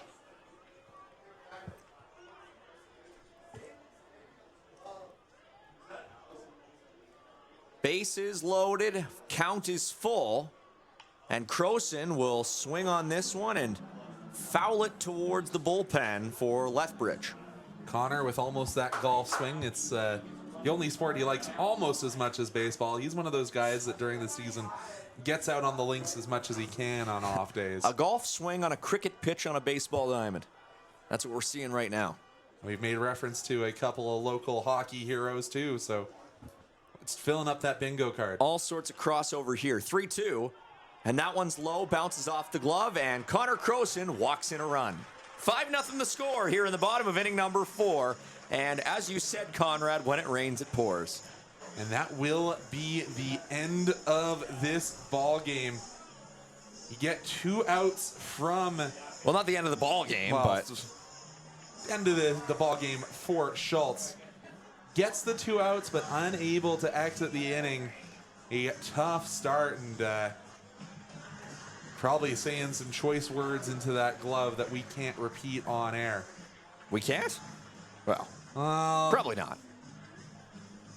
we don't want to repeat. I don't think so. We'll take a quick step back here as the pitcher gets ready. The new pitcher back with you here in the bottom of inning number 4.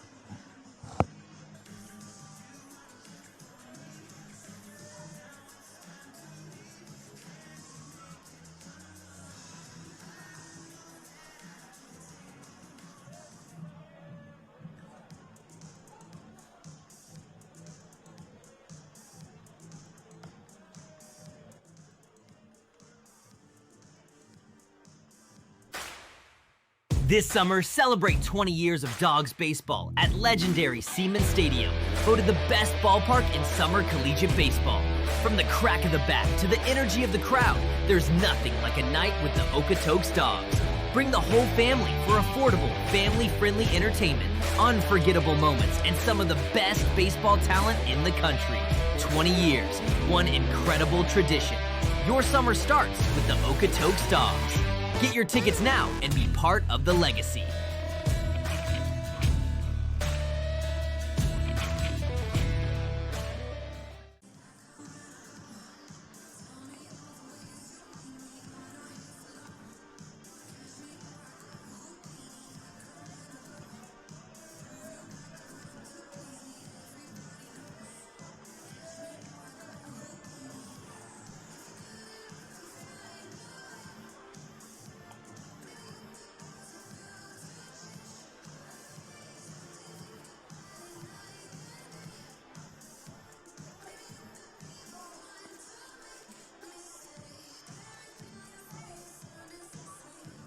So as the Dawgs get back on base, it's Aaron Gutierrez who will enter, and he's from a town that I know relatively well.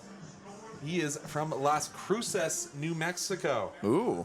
How do you know that well, Conrad? It's the home of Virgin Galactic, to continue our space puns for the day. Richard Branson territory. How about that? Yep. Well, here comes Jeremy Kuiper, Conrad. Flying out to Pluto.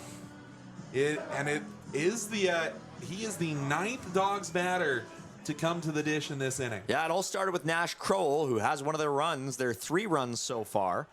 Bases loaded for Kuiper. First pitch, swung on and fouled right into the netting. Again, and a one-handed grab by Nash Crowell on the on-deck circle. Well, he bats without gloves. He fields without gloves. What can number 44 in blue not do? Off the ricochet, he grabbed it with one hand. That was crazy. Nash feeling himself today. No kidding. After he advanced on the error to start this inning. Yeah, you have to remember, it was that overthrow to start the inning, and couple of fouls by Kuiper so far. This time Crowell will just leave that one for the ball boy.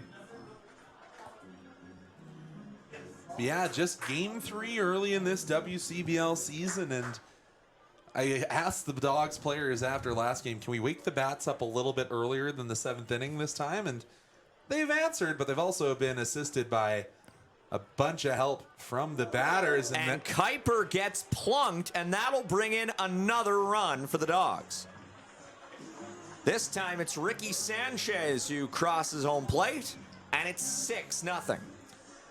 Yeah, Mike, you spoke it into existence. Don't need hits to score runs in this sport.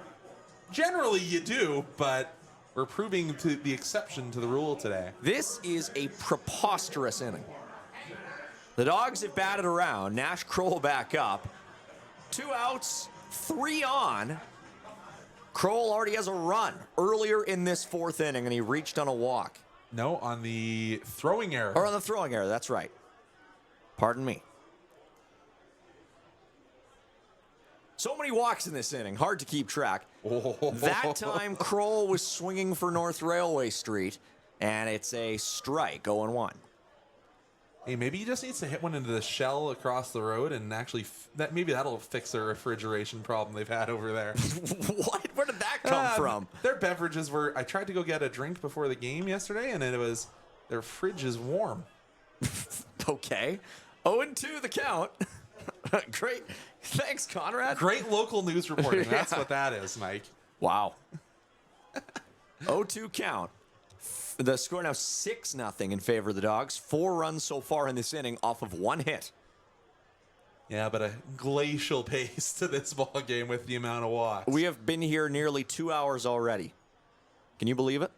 I'm gonna Pierre this. And another hit by pitch. And Kroll feels that one as he jogs down the line to first base. And this time it is Cal Gates who comes in to score. 7-0 Dogs. Of note, Nash has been up twice in this inning, but neither of them are going to count on the score sheet. Yeah, advancing on the error, so that's not an at-bat. Oh, my goodness. And then gets hit by pitch. Well, no, it's an at-bat if you advance on an error. Is it? Yeah, he just doesn't get a hit. That's fair. Yeah. So Jordan Keeveman's back up. He is 0 for 2 in this game. One of the outs in this game so far. Or in this inning. Or in this inning, yeah. Well, in this game, of course. He grounded out on the first pitch he saw. The first pitch to Keeveman is inside, 1-0. Boy, oh boy, this is really something, Conrad. Yeah, you don't often see innings like this, especially after the last 2 games for Lethbridge. Like, we were trying to figure out if Lethbridge was for real, and I don't know which version of the Bulls to believe. Gutierrez throwing these balls anywhere but the strike zone, as those two just sort of dance around it, one inside, one out. 2-0 pitch coming in now towards Keeveman. And that one is low. Again, don't take the bat off your shoulder till you see a strike. This is turning it a little bit ugly. Yeah, I mean, I'm just sort of sitting here saying, okay. Where do we go from here? Where do we go from here? Is the rain going to start falling? I don't know. And that's another walk. And this time it is Connor Croson's turn to cross home plate. It is 8-0. And again, the Dogs still have just 2 hits. This is what we call a Little League Grand Slam. Yeah, where it's the walk after walk after walk. And you have to wonder if Lou Pote's now starting to think, with the way this inning's going, do you start... I think Lou Pote's thinking at this point, what's for dinner? Yeah, probably. What's going on? But to talk about the game a little bit, you start taking some of these vets out who have started the season and played every inning. Do you start thinking about taking Nash Kroll, Ricky Sanchez, Connor Croson out? And obviously, you wish Turner Zadunik wasn't DHing today. You wish you could put him out of position. Yeah. Because he's a corner infielder by trade, and unlike his brother out in the outfield. Could probably shift him around if you wanted. Zadunik swings on that one and puts it up the first base line, but foul. Hey, maybe you tell Turner here you're okay with that strike, because we want to go field. We want to just get out of this inning. Conrad, this is still my first inning on play-by-play. Yeah, and I tried to go and get a steak sandwich, but the grill had closed already. So, really? Yeah. Oh, too bad. That's the weather. The Dogs behind in the count for once, and now it's 0-2. Been a little bit of a rough outing here for Turner. He's 0 for 2 thus far. Went down looking and struck out. Already his 3rd plate appearance here in the 4th inning. Is that good? I would say. 0-2. Swung on and popped into the gap between left center, and this one is off the wall. And the Dogs will plate 3. Turner Zadunik clears the bases, and it's now 11-0 Dogs. That's the way to turn around a struggle. Got good contact, and boy, oh boy, the floodgates are officially open, and I'm not talking about the sky in this one. Holy guacamole, Turner Zadunik. I did not think that one had the power off the bat. I thought that one was going to be a pop-up to left, but it ended up just carrying off the base of the wall between left and center. And Mike, if we're lucky, we might get to see the rare spot on the scoreboard where you'll see a 0 because they've scored 10 runs in an inning. Don't see that too often. And Lachlan Mott is going to pop this one in towards right field, and this one will drop, and here we go. 10 runs in 1 inning.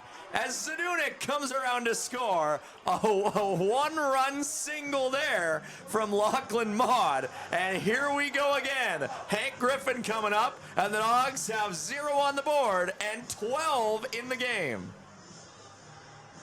And they're just flashing the 1 and the 0 up on the scoreboard. That's so good. I haven't seen that in my 3 years here in Okotoks. That's unbelievable. 1-0. 1-0. Hank Griffin's up. We're back at the bottom of the order.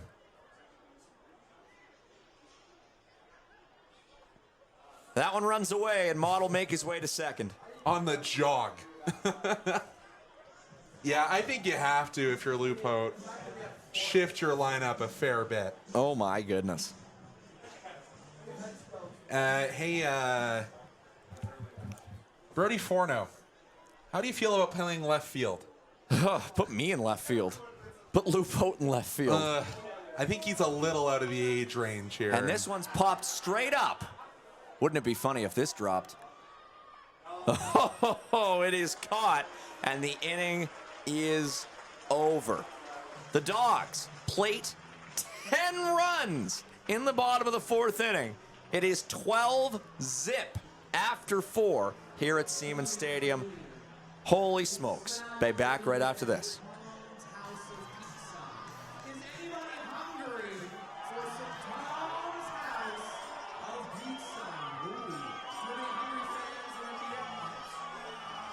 Over this way, perhaps, who we got?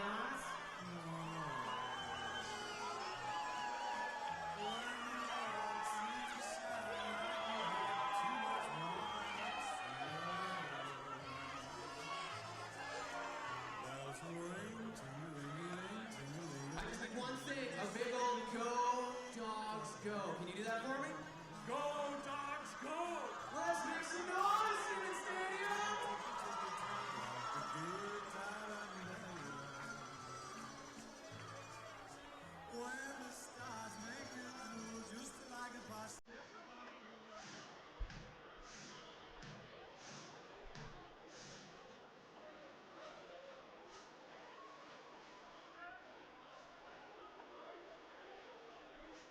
Now pitching for your Dogs out of Faulkner University, number 37, Bracken Rice. We'd like to give a big shout out to the James Callahan and Prayer by Jim Mechanical Suite, the Fish Creek Coach Pitch Team, the Custom Mechanical Suite, Staffing Team on the Anthem Main, and Laura and friends joining us on the Anthem Foul. If you're interested in booking a group event at Siemens Stadium, stop by or call the ticket office at 403-262-3294.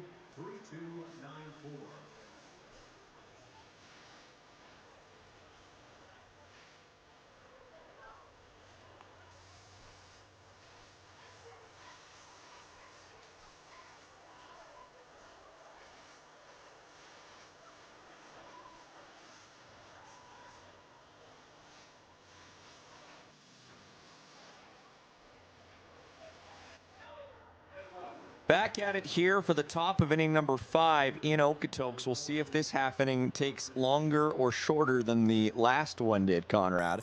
And we got a new pitcher on the mound for the Dogs. Yeah, Bracken Rice taking over. He's attended Cumberland and Faulkner University, and it looks like he's going to Walther State Community. Ouch. Plunks his first batter. I was going to ask if there was any relation to former United States Secretary of State Condoleezza Rice. Or Jerry Rice, perhaps. I doubt it. No, I don't think so. But also played some summer ball last year in Thunder Bay. So his second venture north of the border. So a hit by pitch right away here in the top of inning number 5. And there is one on with none away. And another near miss.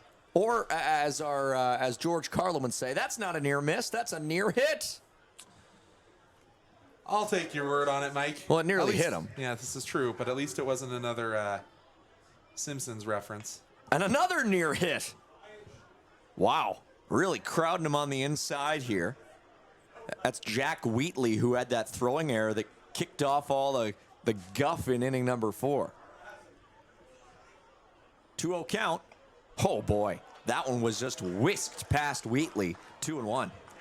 Yeah, I do think it was off speed because Wheatley was ahead of the pitch, but finally finds the strike zone. That's a fast off-speed pitch. Like, whew.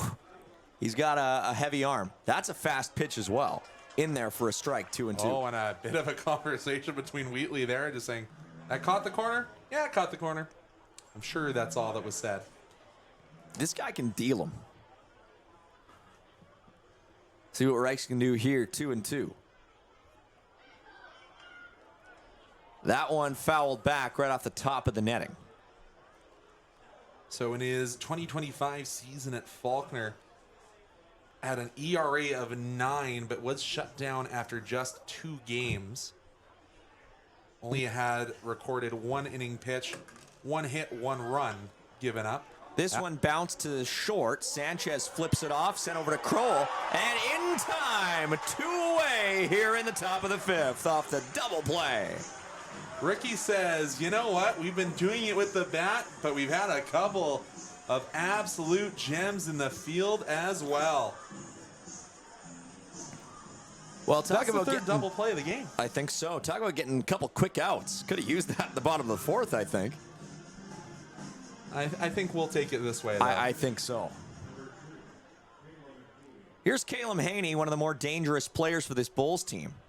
Oh, I thought that caught the outside corner, but there's a reason Marcel Rosetto has a better view than both of us here. That one's certainly a little bit more off speed, I think.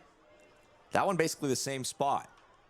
Same call. So you got Rosetto behind the catcher, and you got Rice on the mound. Sounds to me like a recipe for risotto. Well, it sounds like a recipe for a called strike on that third pitch of this at-bat. Sort of a checked swing there from Haney on the right side of the plate. This one popped up and into the seats behind the Lethbridge dugout. I thought the risotto line was pretty good. It was pretty good, Mike. I'll give you that one. Love a good risotto. But it's certainly a different arm angle from Bracken Rice. Yeah, it's side not arm. quite. I got this.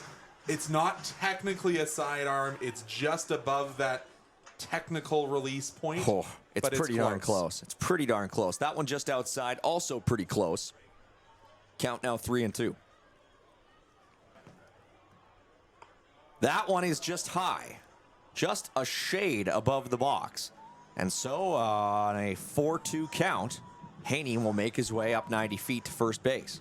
So when you do have that arm angle, it instead of lateral movement in general, you'll get more vertical move to the pitch. So it is sometimes hard for a pitcher to adjust to that when the arm angle of the pitcher changes. So you have to wonder if they will make that adjustment here. Joshua Milton, last time up, he was hit by the pitch, and the time before that, hit into the first double play of this game. And Milton puts this one shallow center field, and it'll drop for a first pitch base hit. That Milton, I like his board games. You ever play Milton Bradley? I was about to ask, what about Bradley? Yeah.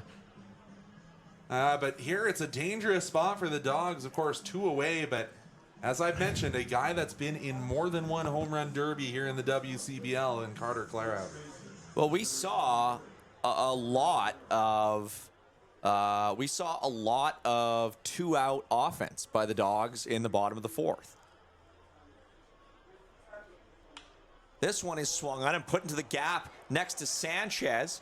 Shallow left field. They'll gun for home, but this will be cut off, and Lethbridge is on the board as a 2-out, 1-run single from Carter Clairhout makes it a 11-run game. As I said, Clairhout's got a lot of power. Of course, didn't have the launch angle he wanted, but gets down, gets into left field, and you know what? When you're up this many, maybe getting that ball back in isn't as important. Yeah, you're not going to tear your rotator cuff trying to make the play from left field out to home plate. You know, you can understand it. They still trail by 11, right? Mm-hmm.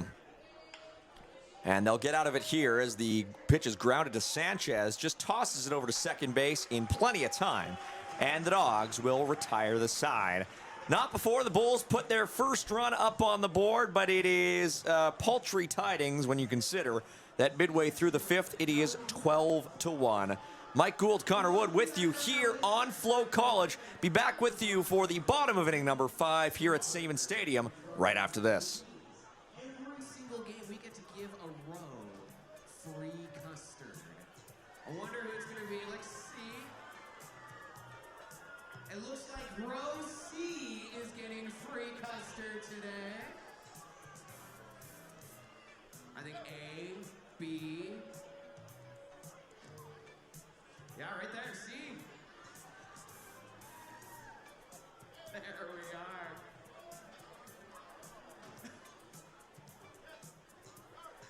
And if you haven't checked it out yet, they are the only location in Alberta. There's only 2 locations in Canada. If you haven't checked them out yet, go visit our friends over there at Freddy's right here in Okotoks.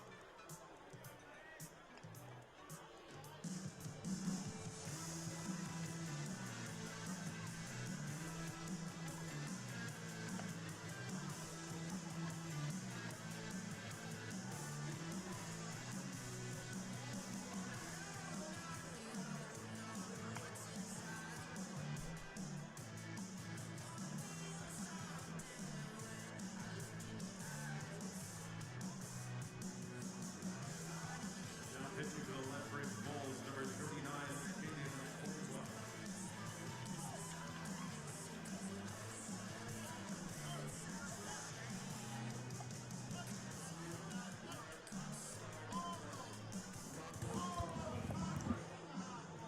Well, Conrad, bottom of the 5th, here we come, and yet another new pitcher for Lethbridge.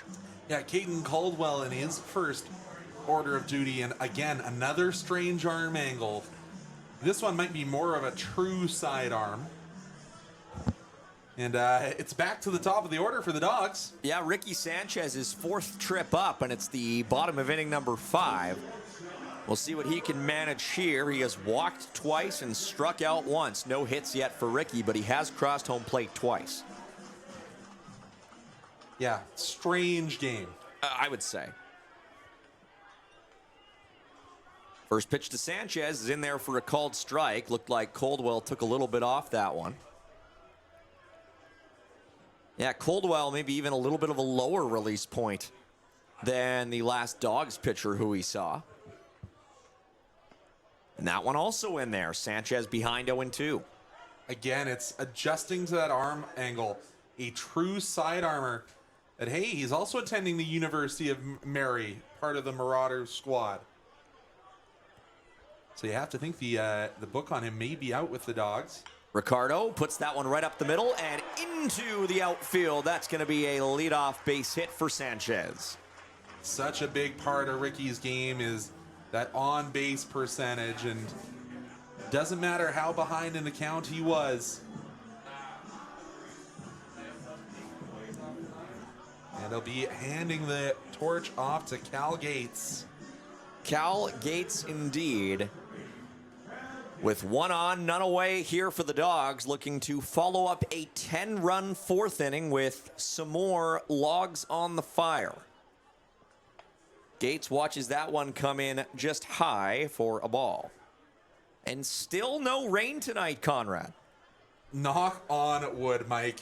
We still need to get a few more innings here to get this as a game of record. Wouldn't it be funny if this just didn't count? Or if you have to play another half of it another day. Oh, my goodness. And you're the pitcher coming in. Oh, I'm coming in down fresh as a starter, but down 12-1. Almost feel like this is when you maybe shake hands and say, you can have that one. Hey, they're not Fort Mac out there. Oh, you said it.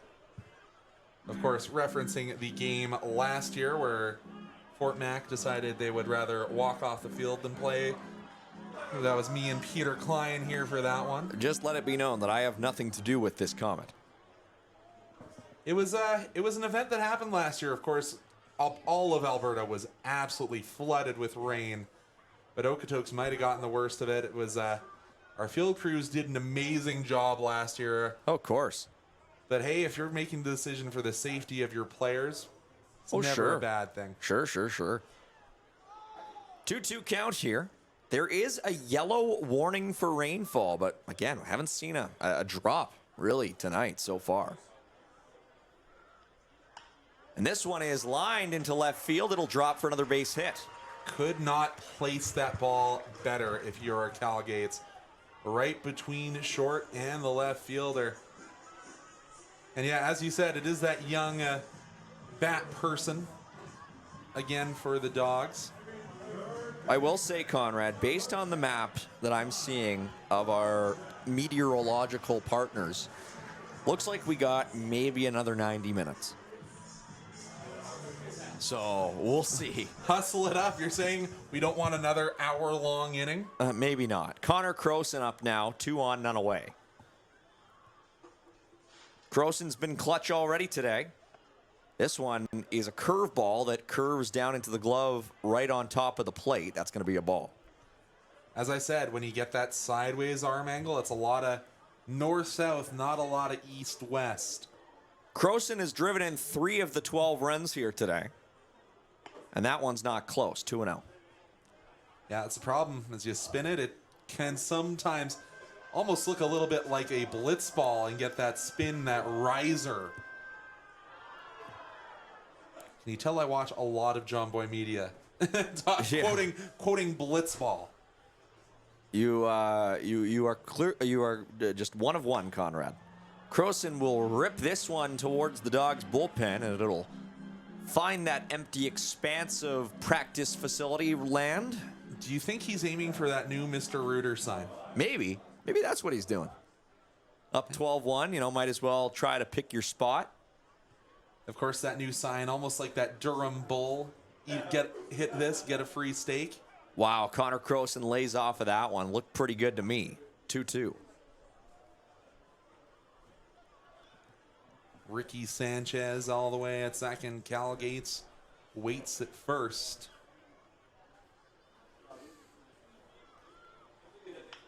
This one is just dribbled up to third, and they're going to turn 1 and 2. So Ricky Sanchez makes it over to third base, but meanwhile, the Dawgs now have 2 retired. 5-4-3 double play, and Ricky with some smart base running. A little bit of a stutter step to make sure it wasn't the triple play, avoiding the tag. And hey, maybe if you're a Lupo, you're telling him, please run into that glove. We need to get this as a game of record. Yeah, keep going. It's been threatening rain all day, and not a lot so far in this southern Alberta region. Jeremy Kuiper takes a healthy whack at that one, but misses. Yeah, and of course, we all know if you're in Calgary, you can call Calgary home. They've been emptying the reservoir in preparation. Still a big snowpack up in the mountains. Kuiper will fly this one out to right field, but this one is going to drop. And Ricky Sanchez will score on a long single. Just kept on spinning away. And hey, lucky number 13 on the board. Jeremy Kuiper drives in another one here in inning number 5. And now Nash Kroll with 1 on and 2 away will get the next opportunity for the Dawgs. And if you're watching, you're a fan of younger age baseball. We don't necessarily have the same rules that they have at the lower levels as it comes to rain and the light shows that accompany it. It's a lot more on the umpire's discretion at this level, so keep that in mind. So far, it still just seems not that threatening. Not the light show we saw last night. No, I would imagine not. Kroll sort of checks his swing. Meanwhile, that'll be Kuiper advancing to second base.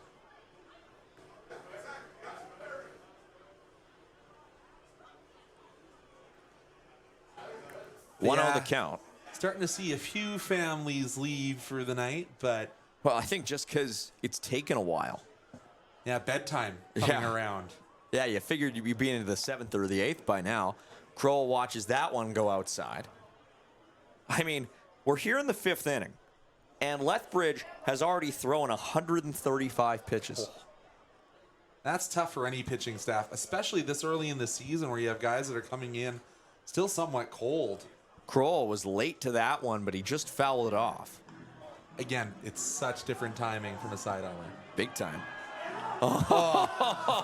And he gives him the ball. Yeah, a meeting of the ball boys. That was cute. A year older, the youngest ball boy for the Dogs. He's got the full face helmet on. Got to be safe. 2-1 to Kroll, and that one looked like it was on collision course with Planet Nash. Yeah, had that little Shakira shimmy, hips don't lie to get out of the way. Here at Siemens Stadium, voted best ballpark in summer collegiate ball. 3-1 count to Nash Kroll with 2 away. And he dodges that one, bounces off the glove of the catcher, and there's 2 on. Have to be aware because, you could have seen Cal Gates was part of the twin killing. So that would have been Kuiper, who is at second. Could have technically gone for a bit of a jog to third base. The 9th walk of the game for these Dogs. You're not K-ing 9, you're walking 9 for the Dogs. Jordan Kievman now swings and puts this one right through the gap between short and third. Coming around is Kuiper, and he will score. It is 14-1. I have to wonder if you're going to give the error there. Double clutch, picking it up out in left field, and I don't think so. I don't know. I've seen stranger. Runner on second, pretty well hit. I think that's just a straightaway RBI single. And you have to wonder, you're in a blowout game, how many innings are you going to make Caden Colwell eat? It's kind of like when you put the backup in when you've pulled the starter and it keeps getting shelled. You kind of just have to wear it. This will be the 140th pitch of the game for Lethbridge, and it is swung on and missed by Zadunik. Again, was struggling until, they do assign the error. Oh, they did? Yeah. Hey, look at you, Conrad. Connie homework. I try. I just heard our buddy Danny say he wouldn't have scored. This one is put into left field, and it will drop fair. Zadunik will score one more. He'll make it to second, an RBI double, and that's the 4th run batted into the game for number 7. A guy that struck out and then grounded out to start his day has 4 RBI. It is 15-1, and the 2-out offense continues for the Dogs. Yeah, and you have to think this, if it wasn't already happening for Lou, you have to think he's looking to his bench and saying, guys, get ready to go play. Conrad, I think you're the next call to catch. Hey, I wouldn't object. I just don't think I have my baseball pants in the car. Lachlan Maud watches that one curve in for a called ball, I think. Looked like they called it a strike. I think it's 1-1.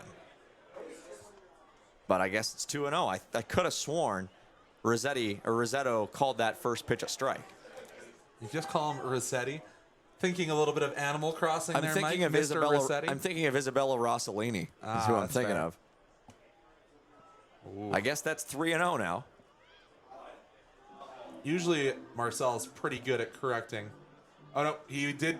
2-1 is the count. Yeah, I could have sworn he called that first pitch a strike. It was in there. It was a nice curve. There goes another nickel into the fund. That one is inside, 3-1. And we have a new scoreboard operator, and I was believing my buddy Merrick. So that's why I had what I had.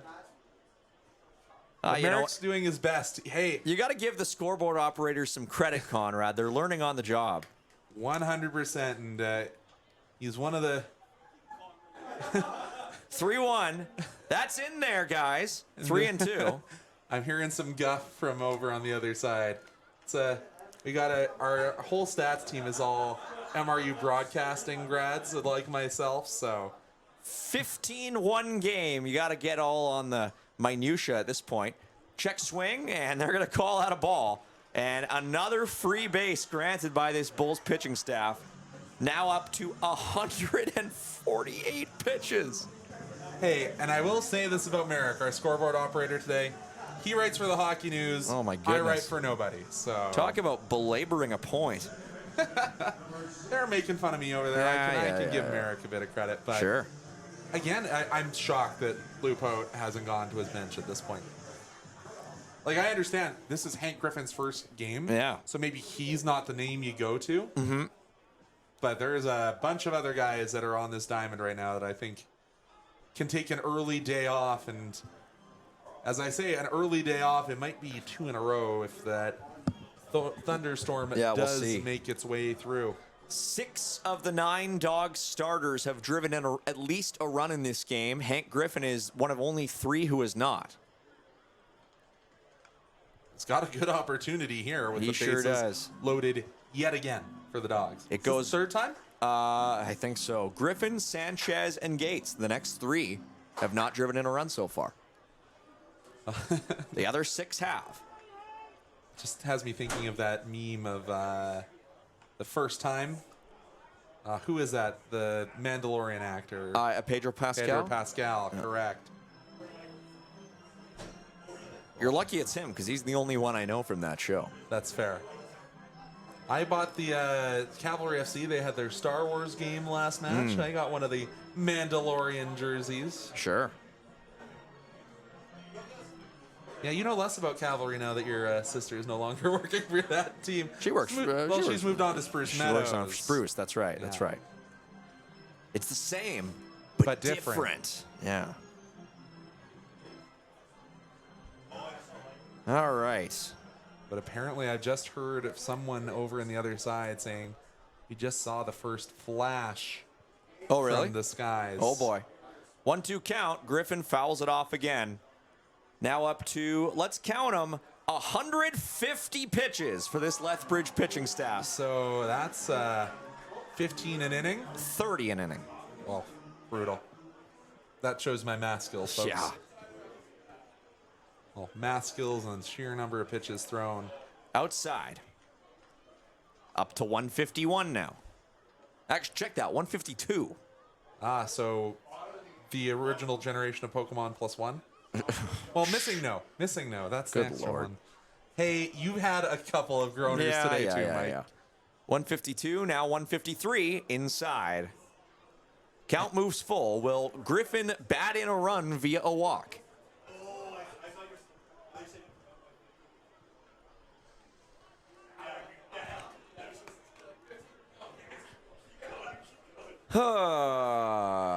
When it's a score this high, we just run out of things to talk about. Yeah, it's a 15-1 game, Conrad. And that's high, and it's another walk, and it's another run. 16-1 the score.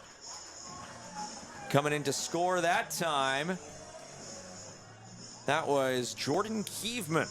And we are going to have a pitching change, so we'll give our boys a bit of a break and return after the warm-up pitches.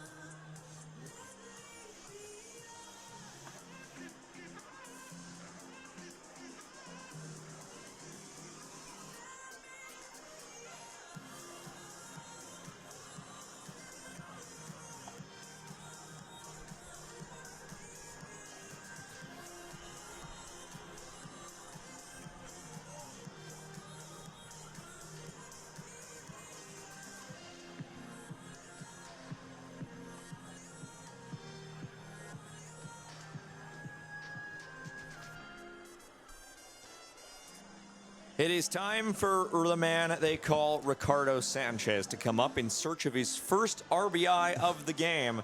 He is one of only 2 players on this Dawgs club who has not batted in a run so far tonight. And of note, this is the second time in the second straight inning the Dawgs have batted around. This is Ricky Sanchez's 5th plate appearance of the game, and we're in the 5th inning. I have never seen that before, ever. Here we go. First pitch ball, 1-0. I think what I'm going to do is just going to call this at bat like I'm in a video game, like from 20 years ago. Here we go. Sanchez waits for the pitch. Braden Stidham lets it go. Sanchez puts it up the middle, takes a crazy bounce off of second base, makes it into the outfield, and Sanchez scores a pair. A 2-out, 2-run single for number 8. Gotta be lucky to be good, and Ricky Sanchez to now put it to just one player who has not hit an RBI. Gets a little help from the bag he tends all year. Well, so much for calling that like I'm in a video game.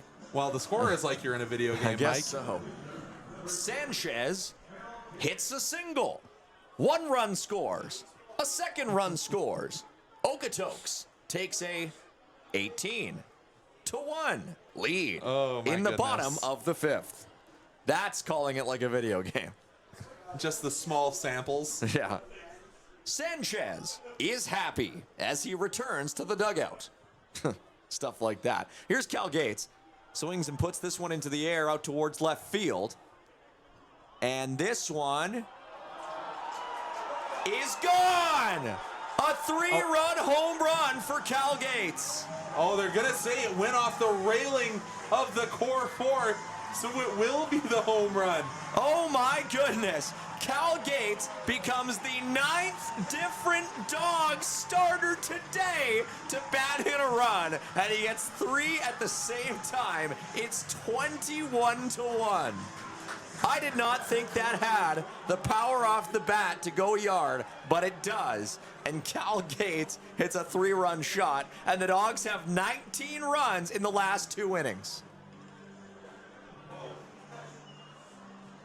And you got some protest coming from Lethbridge, but again, I just don't think this is the time nor the place to get all that angry about what's going on in a ball game. I don't think that one goes if not for the wind. Just barely went. I thought that was a routine pop-up off the bat all day. And that is the first Dawgs home run in this building for 2026. There you go. Connor Croson's back up, and he's going to golf this one into the gap into right field for a base hit. As I said, that's probably his 2nd most comfortable swing, being the golf swing. But we finally have some chances to talk about Braden Stidham, the engineering major from Foothill High School out of Henderson, Nevada. Hey, home of the Silver Knights. I was about to say, you think he's happy about what's going on in this coming week for that state of Nevada? And this one gets away from the catcher. And Connor did not look like he wanted to run. I don't blame him. That's Noah McNeil who ended up scooping it up. We're 1 run away from having another flashing 1-0 on the scoreboard. We sure are. Wouldn't that be something? It's something we've never seen happening twice in one game. You'd have 2 nickels, Mike. We sure would. Jeremy Kuiper swings through that one. 1-1 count. A little Doofenshmirtz reference. But it's weird that it's happened twice. 1-1 to Kuiper. Golfs this one to third. A good leap to snag it over to first in time. And the side is retired. The Dawgs put up 9 more, including a 3-run home run from Cal Gates. And they lead by 20 after 5. Mike and Conrad with you here on Float College. Be back with you right after this for the top of the 6th from Okotoks.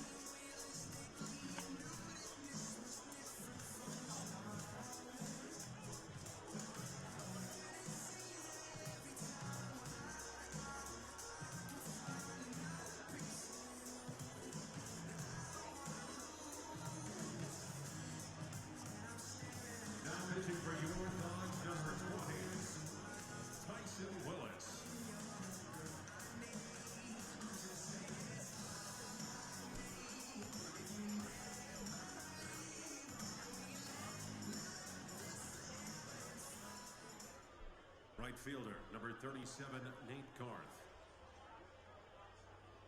So we've got a new catcher and new pitcher into the ball game for the Dawgs. Tyson Willis, and his first pitch is golfed into center field. So the Bulls have a runner on the first pitch.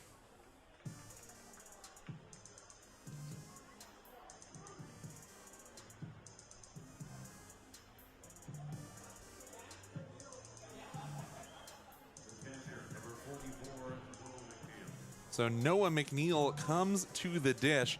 I'm just trying to check my roster of who is handling behind the plate. It looks like it's Reese Whitford.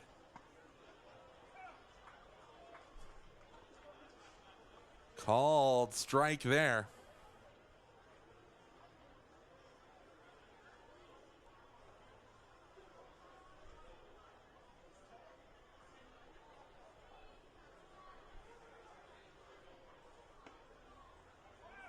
Called strike again.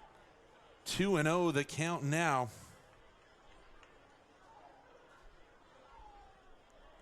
Again, tough day here for Lethbridge, but good to get Tyson Willis into the game. Willis delivers outside.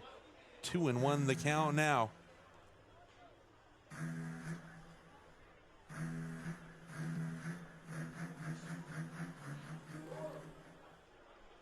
And Noah McNeil here in the 6th.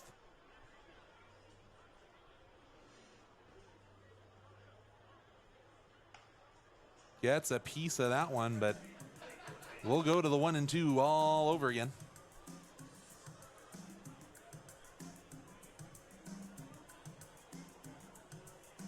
Leadoff single by Garth.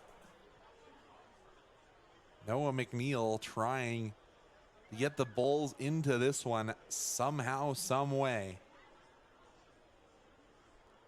The 1-2. Swing and a miss. Down he goes. And a game that hasn't had a ton of strikeouts for either side.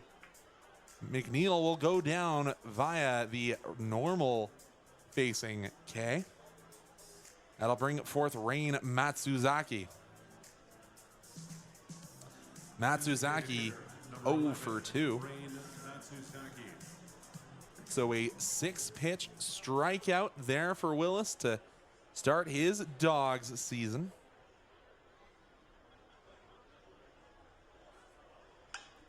And a broken bat. Sanchez will shovel to second in time. Hang a star again as the Dawgs advance all the way through. Marcelo Rosetto going to pick up the firewood, but a heck of a double play turned by the Dawgs, and they put up another 0 on the scoreboard. We'll be back with the Dawgs coming to the dish when we are back from these messages.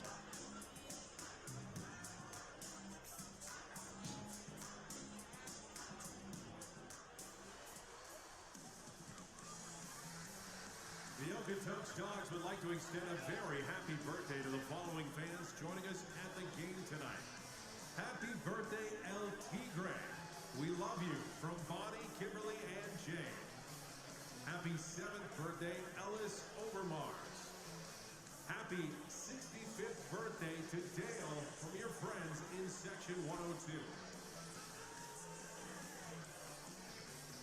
Happy birthday, Kim Riker. Love Michelle and Judy. And we would like to welcome the players and coaches of the Fish Creek Little League Cubs. Fans, it is the last call to purchase your 50/50 tickets. Please visit one of our Academy players walking around the concourse or visit them at either our first base or third base 50/50 tables. The 6th inning is brought to you by Superior Propane.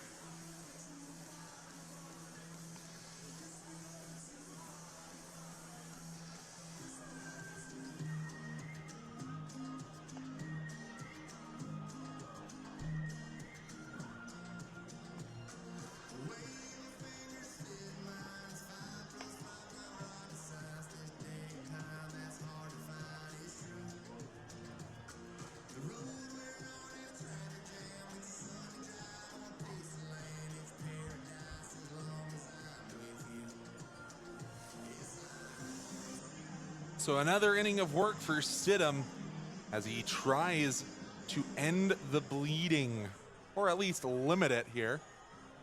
And Nash Kroll still in the game.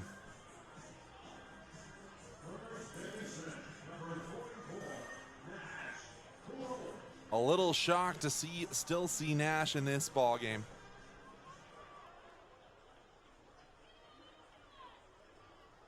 But Nash 0 for 2 technically. He'll take a call at first strike.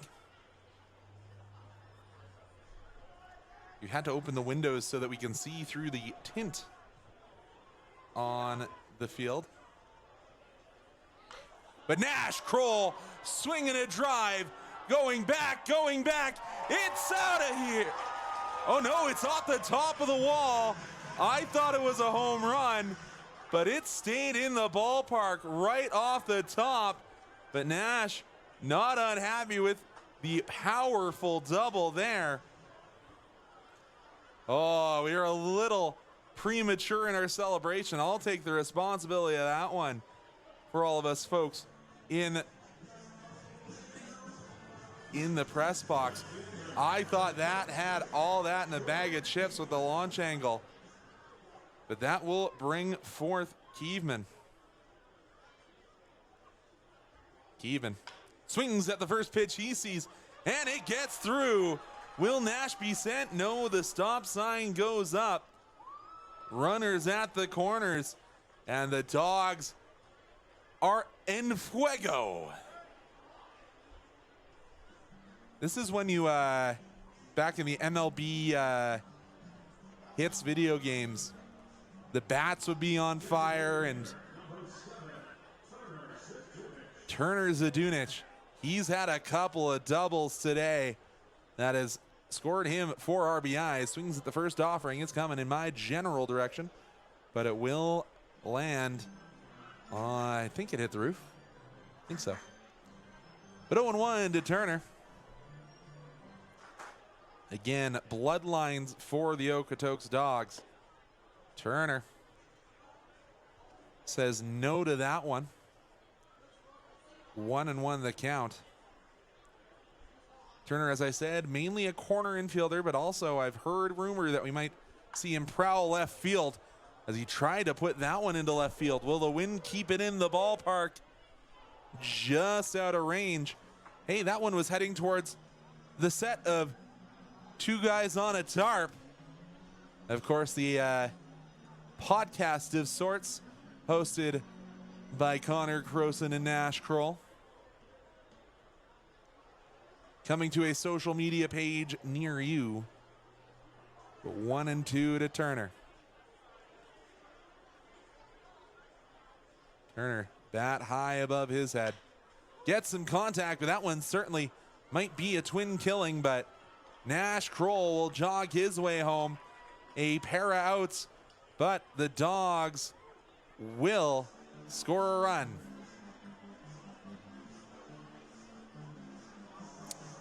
It's not blackjack, but the Dogs have busted this one open long ago.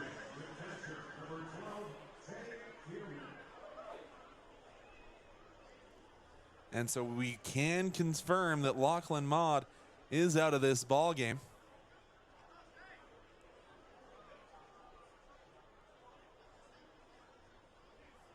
So it is an affiliate player coming in. I believe it's Reese Whitford.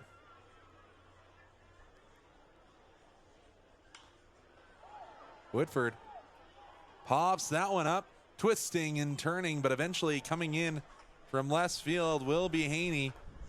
And the Dogs only manage 1 in that half of an inning. But we will return with the top of the 7th when we are back after these messages. Dogs fans, he has been running his butt off all night. I would like to give a big shout out to our Dogs Bat Boy, brought to you by Armadillo Acupuncture. One time for Ryder. He's been killing it tonight.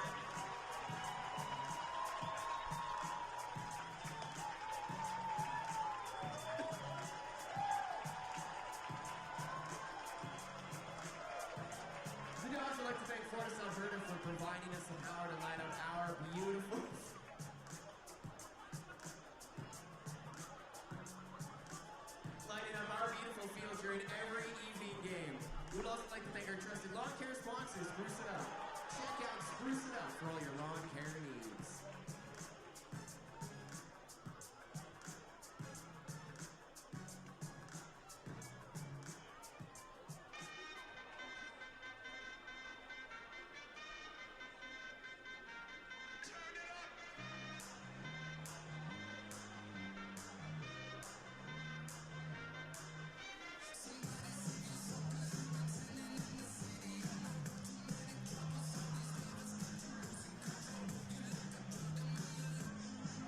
As we welcome Mike Gould back into the booth, it is Tyson Willis still on the mound for the Dawgs, and you have to think we might see a few more of these Dawgs Blacks or affiliate players rotate in on the mound. And hey, for as blustery and dark as the skies have gotten, the fact that we're able to open the windows into the 7th inning of a ball game here in Okotoks is a blessing today. Yeah, and my help with some of the visibility issues, we could hardly see that home run by Cal Gates and that near home run by Nash Kroll with the sky getting as dark as it has.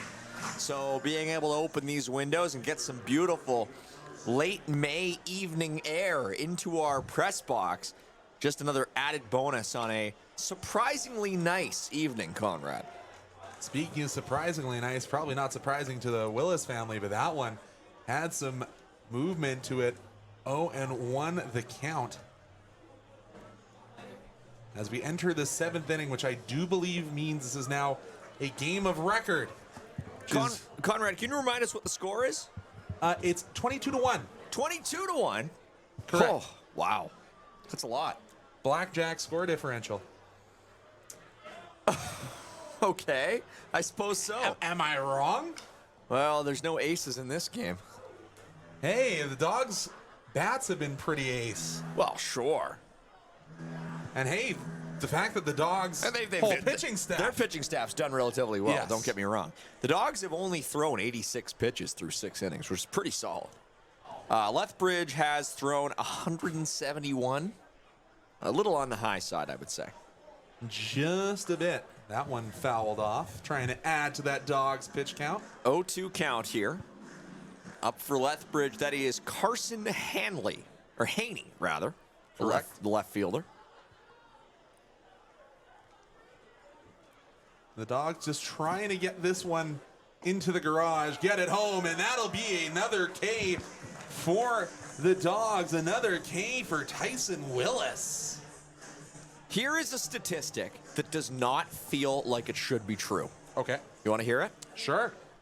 The Dawgs have struck out 4 times today. Lethbridge has struck out 3 times. What? The Dawgs? You have just broken my mind. The Dawgs are leading Lethbridge 22-1, and yet they have struck out more than Lethbridge has.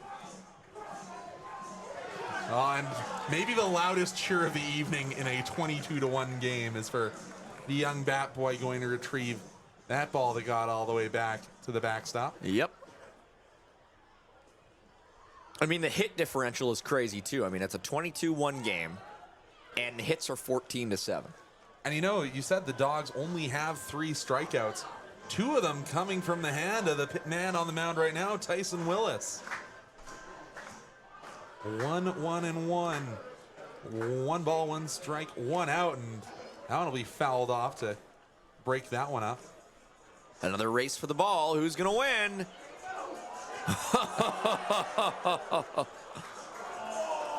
Oh, we have a dropped ball. Nobody's perfect.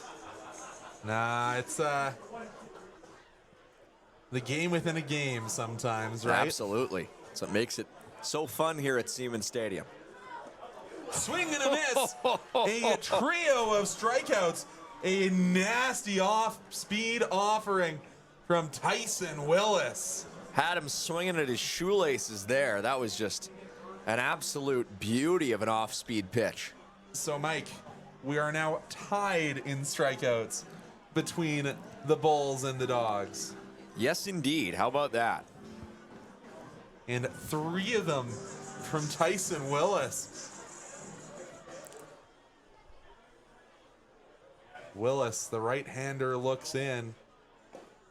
right down Main Street. Holy smokes. It's a beautiful pitch. That is a pitch that does not deserve to be in a 22-1 game. I am definitely in agreement with you there. But this is one of the guys who wasn't in the roster in ink.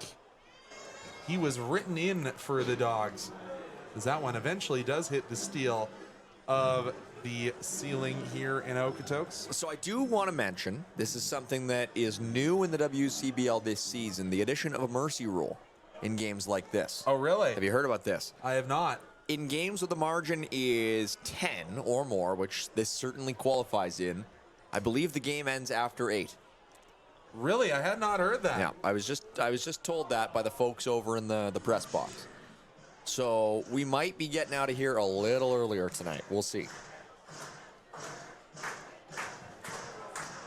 You are correct. This was just changed, according to the Medicine Hat news. So the 8th must be fully completed before this rule is applied. Is that one good contact? Just missed it. But racing in from his position in right is Kuiper. And away go the Bulls. We'll be back for the home half of the 7th when we return here on Okotoks Dawgs Baseball.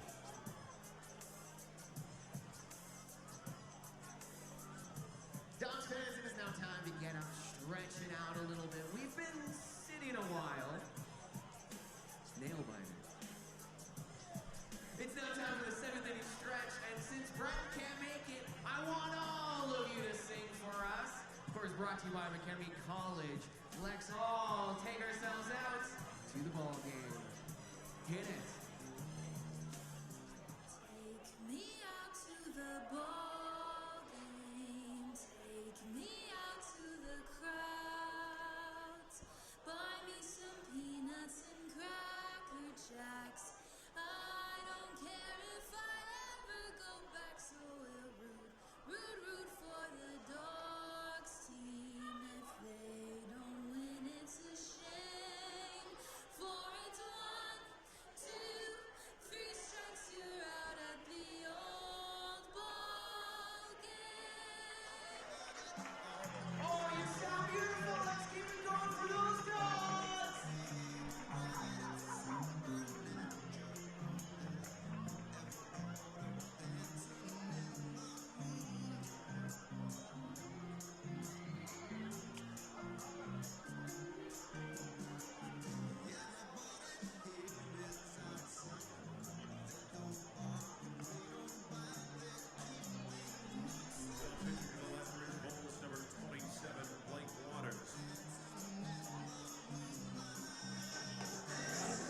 So it is a new pitcher for the Bulls. I don't actually think it's Blake Waters because he was crossed out on their game sheet, but I don't actually know who it is. So we'll go with Waters for now, being the man on the mound.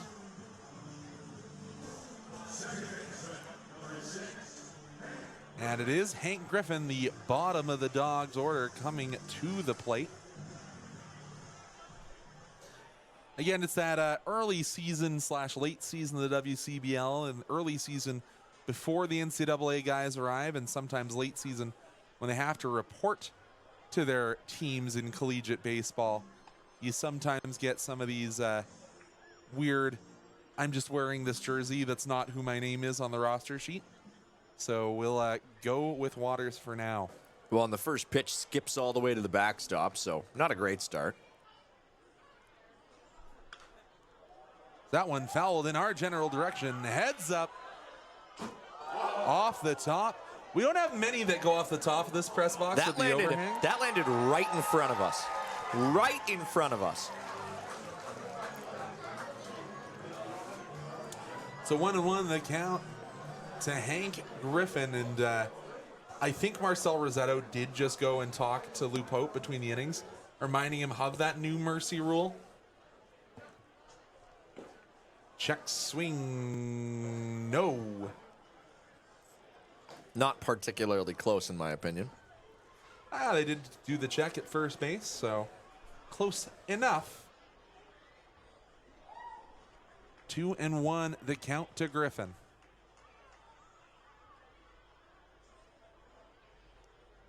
The pitch inside, 3-1.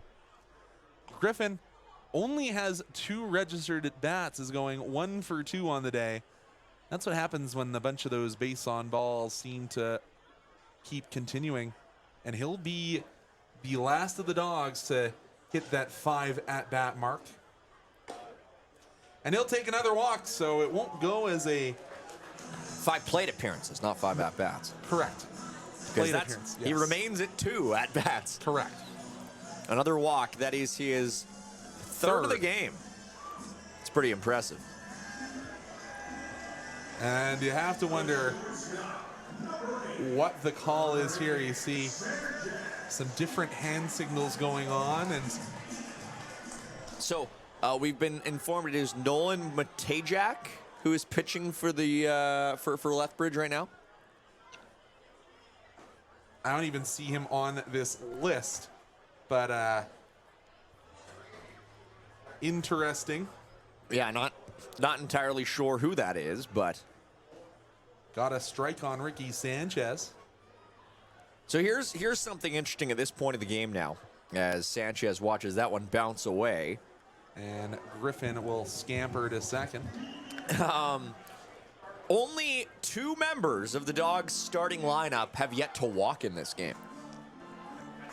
Who has that distinguished honor? Jeremy Kuiper, who is 1 for 4 rather, with a couple of RBIs, and Turner Zadunik, who is 2 for 5 with 4 RBI, but no walks. Very, very interesting. Everybody else has 1, at least.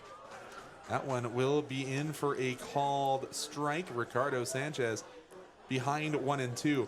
And maybe this is one of those games where you understand when Ricky has 2 strikeouts. That's because he's come to the dish 6 times. Yeah. Well, he only actually has 1. He has 1 strikeout, and it was the first at bat. And I was maybe commentators cursing it, but Ricky will find the grass. It'll be runners on the corners for the Dogs. And Ricky says, I don't believe in no jinx, Conrad. That looked like a long single right off the bat. You could see it was perfectly placed in the gap between center and right. And Sanchez gets his 3rd hit of the game. Yeah, Sanchez, Cal Gates, and Lachlan Maud all have 2 walks each. And, of course, now Griffin has 3. Strike zone has been a problem for the Bulls thus far. No kidding.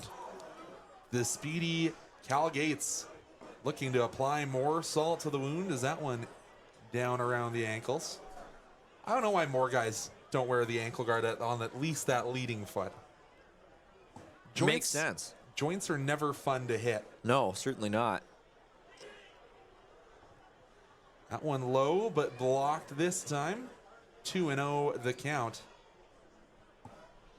You have to wonder, are some of these families going out and getting it, if they're deciding to stay to the end on this one, the kids go get the extra ice cream to keep them up past their bedtime? I will say it's getting a little colder out. We're starting to feel a bit more of that breeze coming into the press box. Yeah, we had to have the fan on yesterday to keep us cool, and Gates will stay hot. Gets that one in the outfield, and another run for the Okotoks Dogs. Gates improves to 3 for 4 on the day with 4 RBIs. That's a guy who hit .430 in high school. We have to remember that. Had a bit of a rough year in JUCO this year.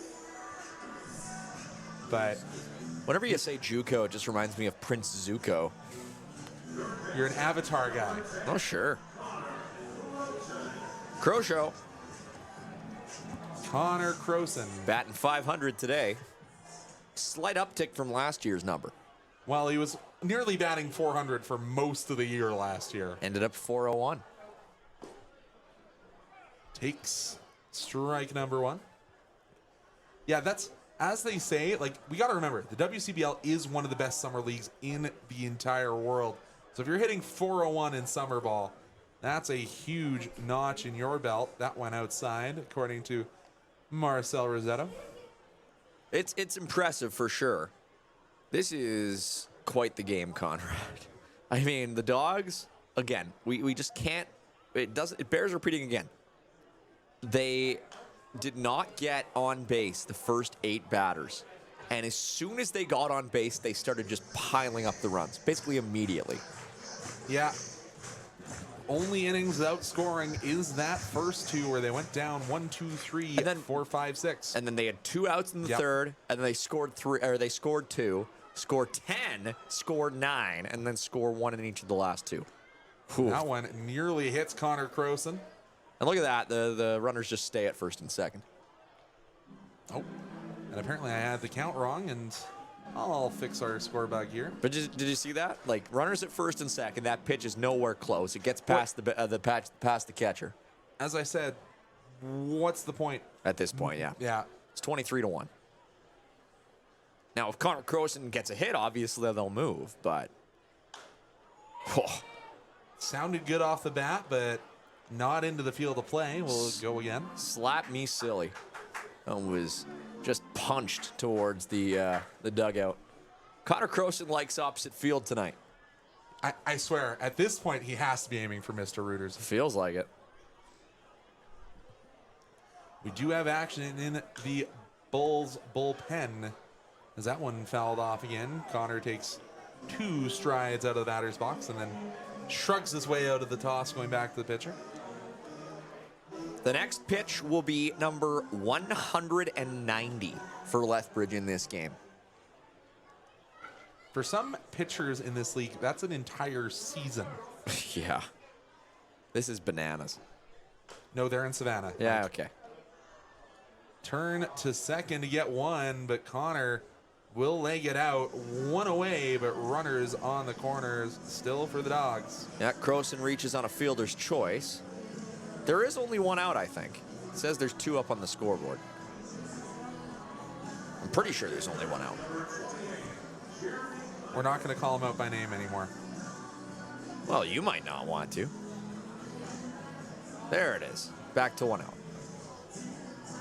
That's what I had on our feed that was heading out to our fans at home. Good. And once again, thank you so much for tuning in here on Flow College. My name, Conrad Wood. Mike Gould, the other voice here, and that'll get into left field. And trotting into home is Ricardo Sanchez. Jeremy Kuiper, the walkless man, gets another hit. 2 for 5 now. 3 RBIs. Get this, Conrad. The top 4 batters in the Dawgs order have now combined for 12 RBI. That's what you want out of the top half of your lineup if you're talking about traditional roster construction, that is. And Nash Kroll, he's had himself a game today. Takes if called for a strike, however. Nash 1 for 3, but has certainly been involved. And I don't think there's a guy with bigger personality once you get to know him. And he'll just smash that one right up the middle of the infield. Stop signs up, but the bases once again full of Dawgs. Wow. Well, here comes Jordan Keeveman with 1 yellow sock that I can see. Or is that a neck guard? Or that's a ankle shin protector. guard. Yeah. And he's got the one that goes down all the way onto the top of the foot, so That's if you right. foul it off your lead foot, it doesn't hurt as much. I thought it was just a fashion statement. We need to maybe we can get it off of him and ship it off to George Springer to protect that. Oh, his no lead kidding. foot. Holy moly. And he tattoos that ball, and it takes a friendly hop. 1 run will trot across home plate. That, of course, being Nash, or Connor Croson. Like, these aren't ticky-tack runs, Conrad. These are just small ball, getting the ball through the infield. And that will be another pitching change, so we'll take our break here. And I think there might be finally a little bit of more rotation coming for the Dawgs.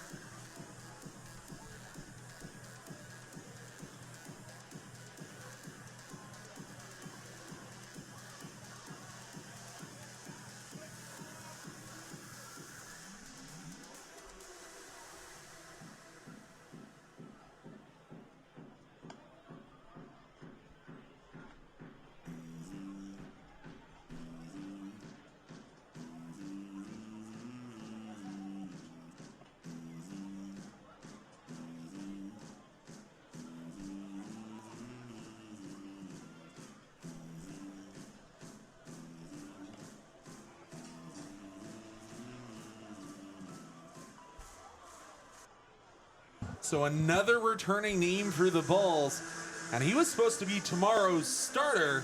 It's Ethan Webster on the mound, and more importantly than that, coming to the plate for his first time as an Okotoks Dog, that's your usual closer, number 34, Ashton Luera. With the bases loaded in a 24-run game.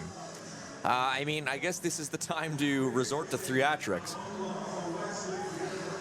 And this is the man whose jersey I was hanging out of the window last year to buy during our breast cancer awareness game. So hopefully you're watching down in New Mexico. Ash Luera. This is wild. Bases loaded. Taking all the way on the first pitch. Is he going to swing? I don't know. Whose batting gloves and bat is he using? That's what I want to know. Just Borum Zadunix? I don't know. Yeah. So the DH, Ash Luera, takes outside. Good eye. I want to know when the last competitive at-bat for Ashton Luera was. Well, it might not even be this one with the way some of these at-bats have been going.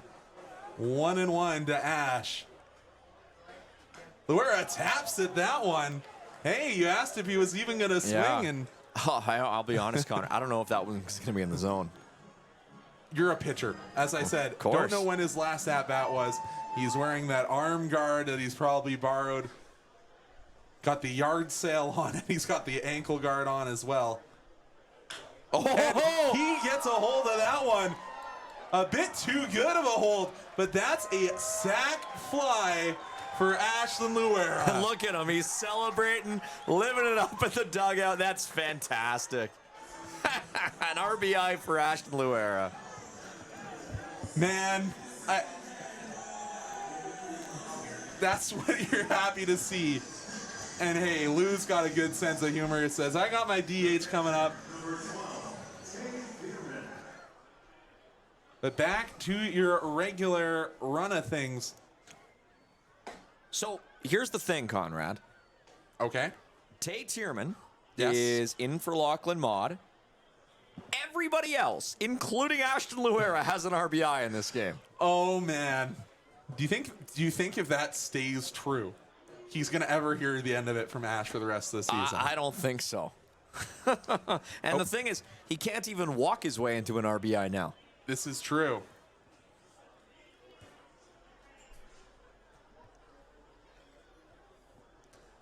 Two away, 1-1 the count. Swings over that one, 1-2.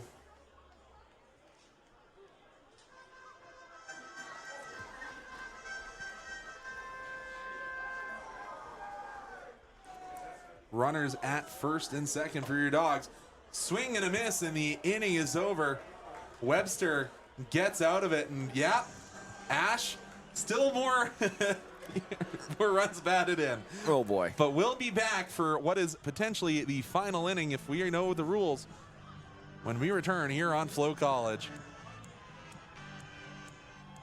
50-50 time. All right, $2,130. Not bad, not bad. $2,130.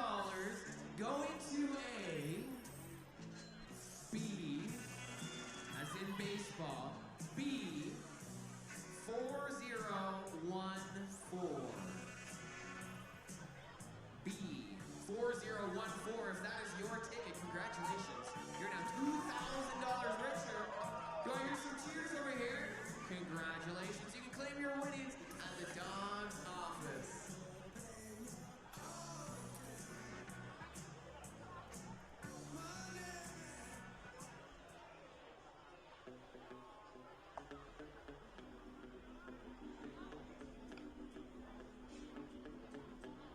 Now pitching for your Dogs out of North Central Community College, number 47, Wyatt Sadler. This pitching change brought to you by Play Alberta, Alberta's only regulated online gaming casino.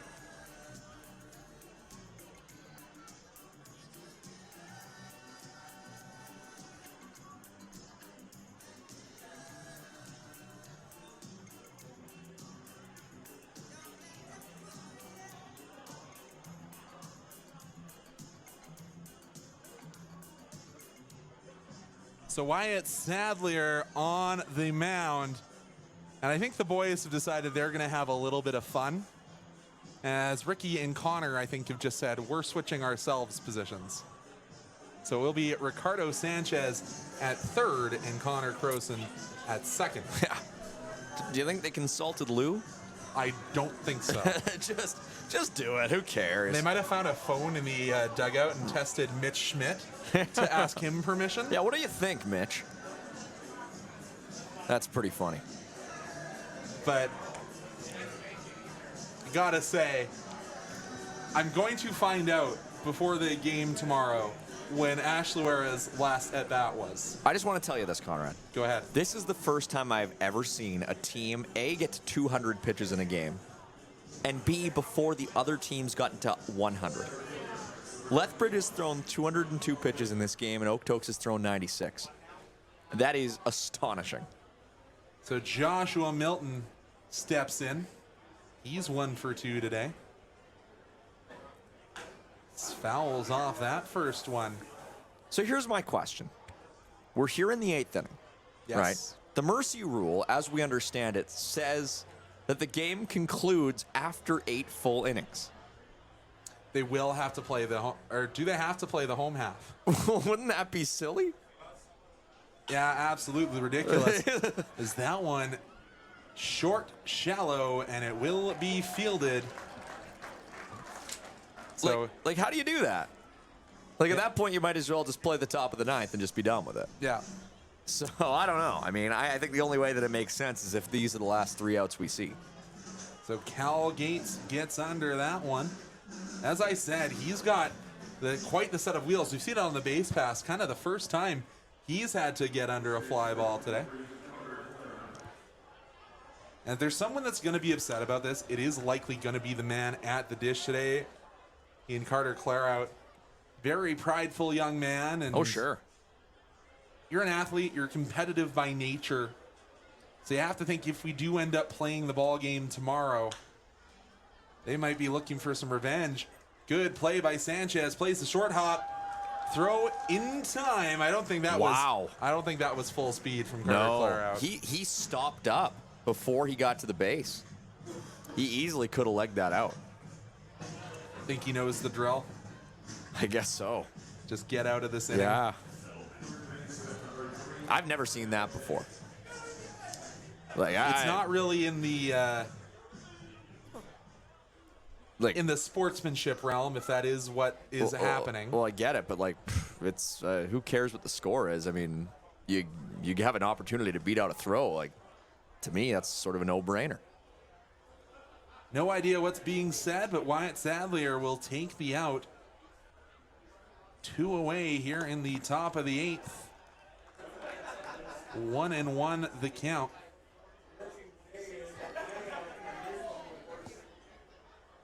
This is really interesting. This is a situation that we haven't seen before, where we have a mercy rule potentially in effect.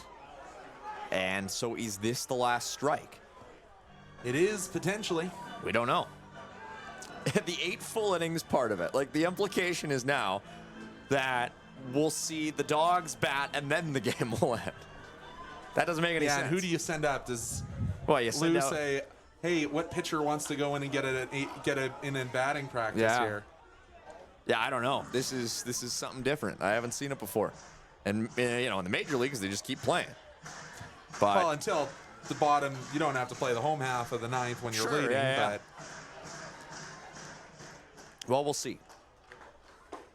Sadlier gets the strike, and that will be ball game.